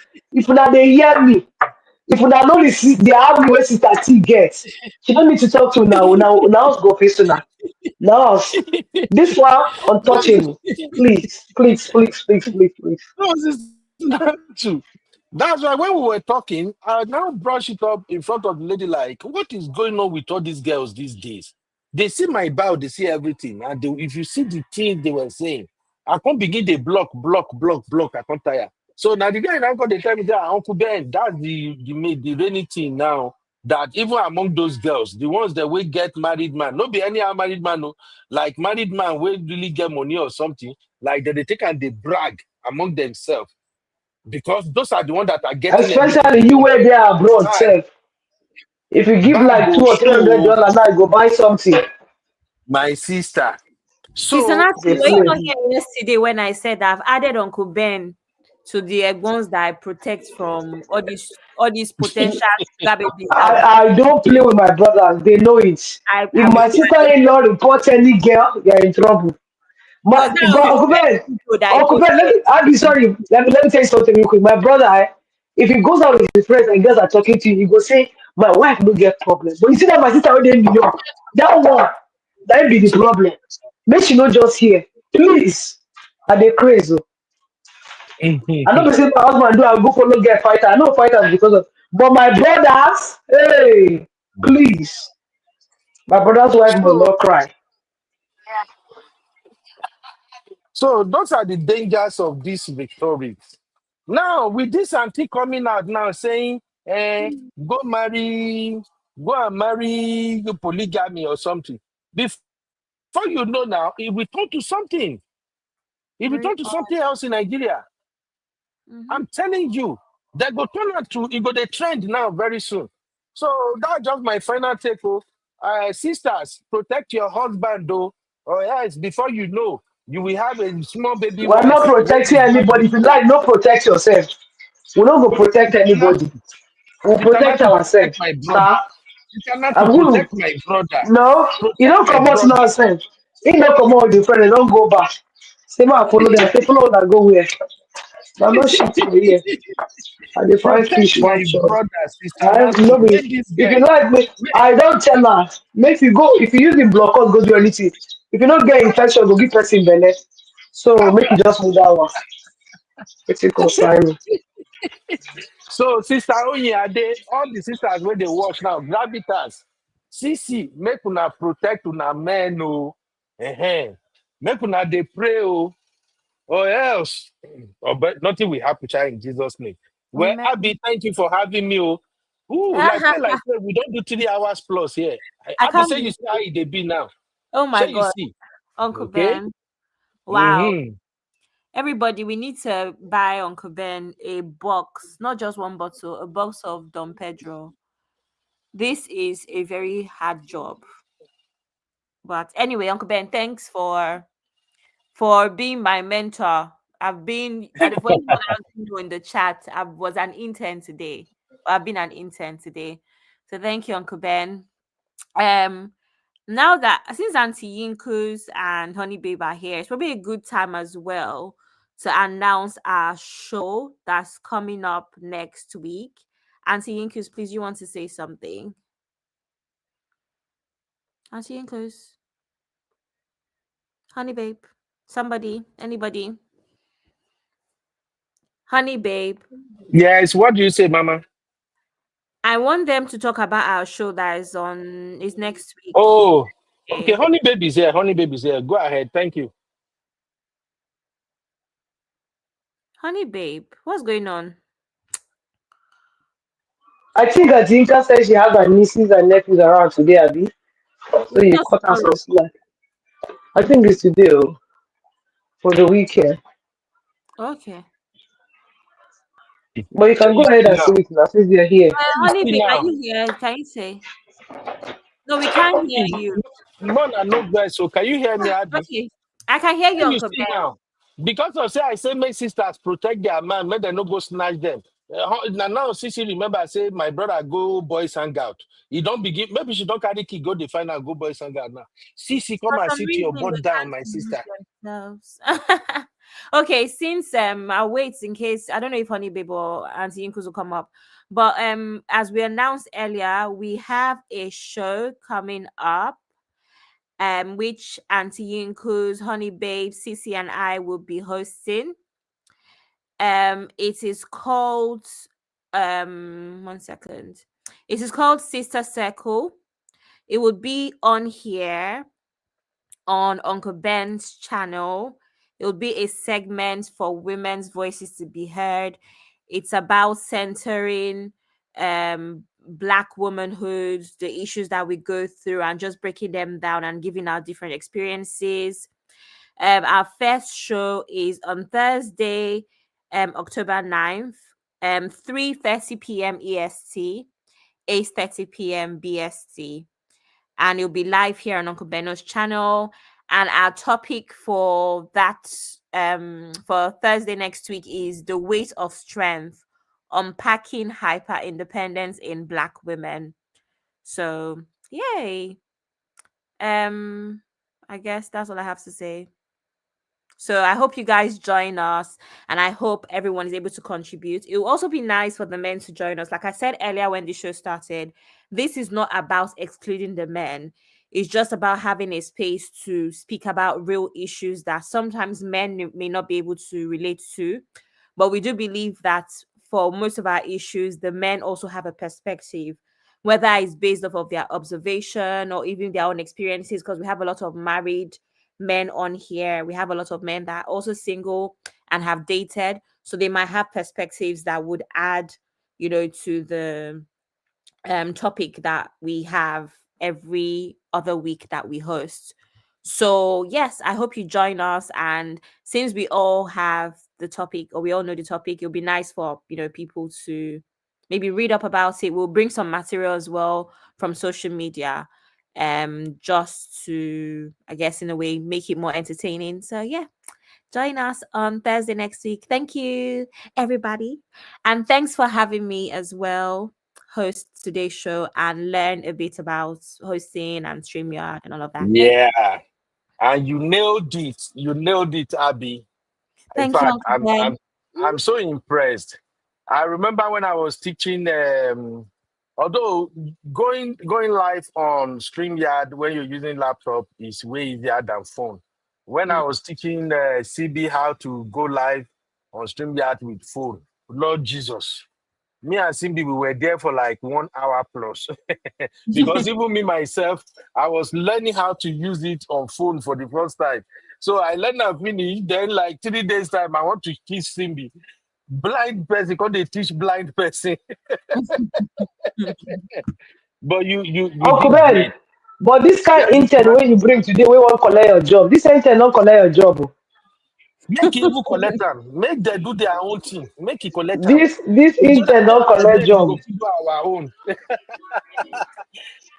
Abby did But a this is nice, fantastic Abby. job. Abby, you did great. Thank Yeah. you. You did amazing. Thank you, everybody. It's actually quite Thank a you, hard Mama. job. And I think I've also been multitasking as well, looking on WhatsApp, because Uncle Ben was giving me a few instructions on what to do. So yeah, so all the times I was slow, that's what was happening. I was looking looking at the instruction and also Well, welcome instructions to hosting. from sorry, Uncle Ben. No, I say welcome to hosting. When you say as it dey be, Thank you. I want doing sorry, I multiple think things at the same time. Auntie Yinka wants to say something. I'm going to share the link again. She says she has to Okay. log out and log back in or something like that. Yeah, even Honey Babe say you still can't hear me. I think Honey Babe is talking to you, but you can't hear her. Share Let the me link remove back now. let Uh, me remove Honey Babe as well. Have you removed that? I was thinking of yeah, I'm removing. sharing the link for them again now. Okay. Because you guys need to come and let us know where we are going with this show. I can't wait now. Hmm. We already have I a can't couple wait. topics, but this is our first topic. And the reason we made this our first topic is because we already had a little bit of a chat about it behind. We had a chat about it. Okay, I did her. And behind the scenes, so we just thought we would speak about it, in depth. And yeah, Honey Babe, over to you. Hello, can you hear me okay? Yes, we can.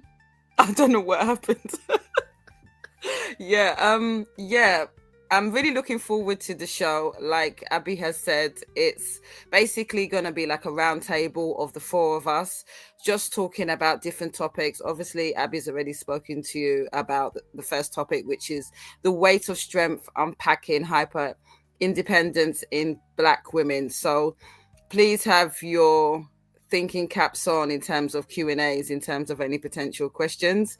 And yeah, I look forward to our first segment, which is next Thursday at 8:30 UK time, and 3:30 p.m. Is it Eastern Standard Time? Is that correct? Yeah, I think for some parts of America it'll be 2:30. Like for Uncle Ben, I don't know. Uncle Ben, what's yours? It'll be 2:30 p.m. Be 2:30 p.m. for Uncle Yeah, Ben. yes, Pacific time, yes, 2:30. Was Yes. this Central? It's 2:30. Yeah, Uncle Ben is 2:30. yeah, and I'm not sure if Abby mentioned it's something that's going to be every 2 weeks. So every fortnight we will be doing this segment on Uncle Ben's show. And yeah, we look forward to launching it next Thursday. Please come subscribe to Uncle Ben's show in order to get the notifications for this. And yeah, really look forward to our first show next Thursday.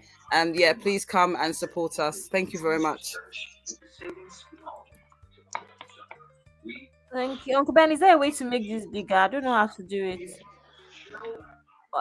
Thursday, October 9th. Okay, if you want to, hello, Abby. Yes, Uncle Ben. If you want to make it bigger, you have to go and share it from your WhatsApp. Oh, okay. Okay? Okay, Uncle Ben. Can you hear me? Yeah, I can hear you. I'm going to your WhatsApp now. Okay. So in case if you are using StreamYard, you want to zoom in on anything, then you have to go and present it from your WhatsApp, like I'm doing right now. I'm actually in my own WhatsApp right now. So that's it. You can see it now, right? Is that my own or your own? It's still the same way. Okay. I think this is mine. Yes. So now you can zoom. You see how I zoom in now? Yeah. Okay. So you can zoom and everybody can see it. You see? Technology. Fantastic. Technology. So could someone put chat if you can see that? And I hope that a lot of people can see the time. Can you zoom back a bit because it's cut off the time? Abby, Uncle Ben. Okay, let me adjust it. That's fine. That's fantastic. So hopefully everyone can see the time. And it's Thursday the 9th, 3:30 p.m. Eastern Standard Time and 8:30 p.m. UK time. Oh wow, I can't wait, man. Should we expect some small chops? Like Don't parry up. Thank you for that, Uncle Ben. We need it. We think the men should bring the small chops and the drinks. Actually, why not? Why should we, the students? No, Abby, I disagree on that one. Why? You people are the host. The host is supposed to bring the small chops and the drinks. Don't play with us. The men bring the drinks at least. Is it not men that buy drinks? Exactly. Don't push it around. Just tell us, say you go bring chichi. Sisi supposed to bring chichi. I hear the girls. We don't, Uncle Ben. We're high class ladies. We don't do chin, please. We need a full pop. Sister, they say sit them with small chops. We need a full platter, peppered chicken, all of that stuff. You see, I don't them say, I beg, small malt, bipo, and suya. So you guys want to host. We need to let us know what to expect. We are coming to class. Honey babe, will you bring akara? Do you want me to bring it? What else do you want me to bring? Bring akara. Do you want me to bring Fanta as well? Oh, I can't laugh. All right, thank you. Abby, let me know whenever you are closing out the show. Yeah, it's fantastic. I really enjoy it, man. Well done, Abby. Well done. Great thank stuff. Thank you so much, honey babe. We're waiting for Auntie Inkus, but I guess she's not able to join back in. So that's it. Thank you, everybody, for joining us. We I guess see you tomorrow, maybe. Definitely Sunday, though, right, Uncle Ben, for Sunday school. Uncle Ben. Anyway, have a great weekend, everybody. All right, have a good night, everyone. Abby, thank you. You did a great job. Thanks, Auntie. Thank you. It's not too. Bye. Take care. Bye. Uncle Ben. Uncle Ben. Yeah, Sissy not had chicken, but some people will have molds. Sissy, do you like Zobo?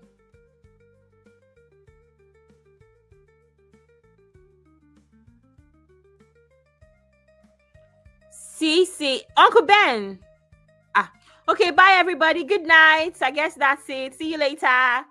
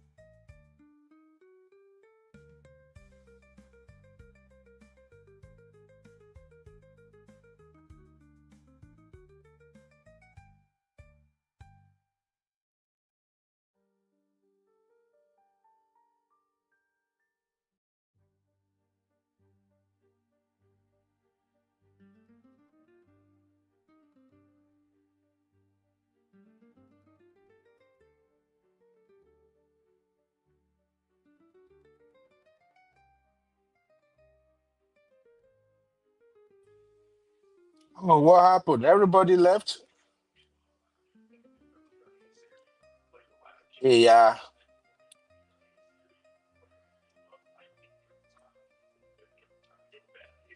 All right. Thank you, everybody. We'll see you tomorrow. My laptop went off. I don't know what happened, but I think Abby's supposed to be here. I didn't know what happened.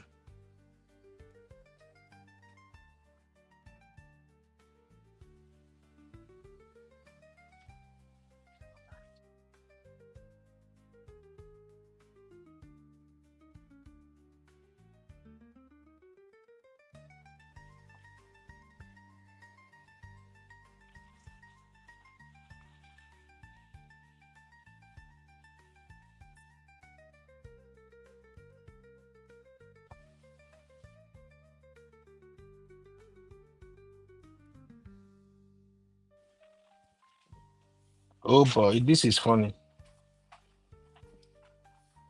Well, I guess my laptop died, and the sister just don't know what happened. Anyway, Cece, I will end the show now. Thank you very much. All right, Cece, I'll end it. Thank you.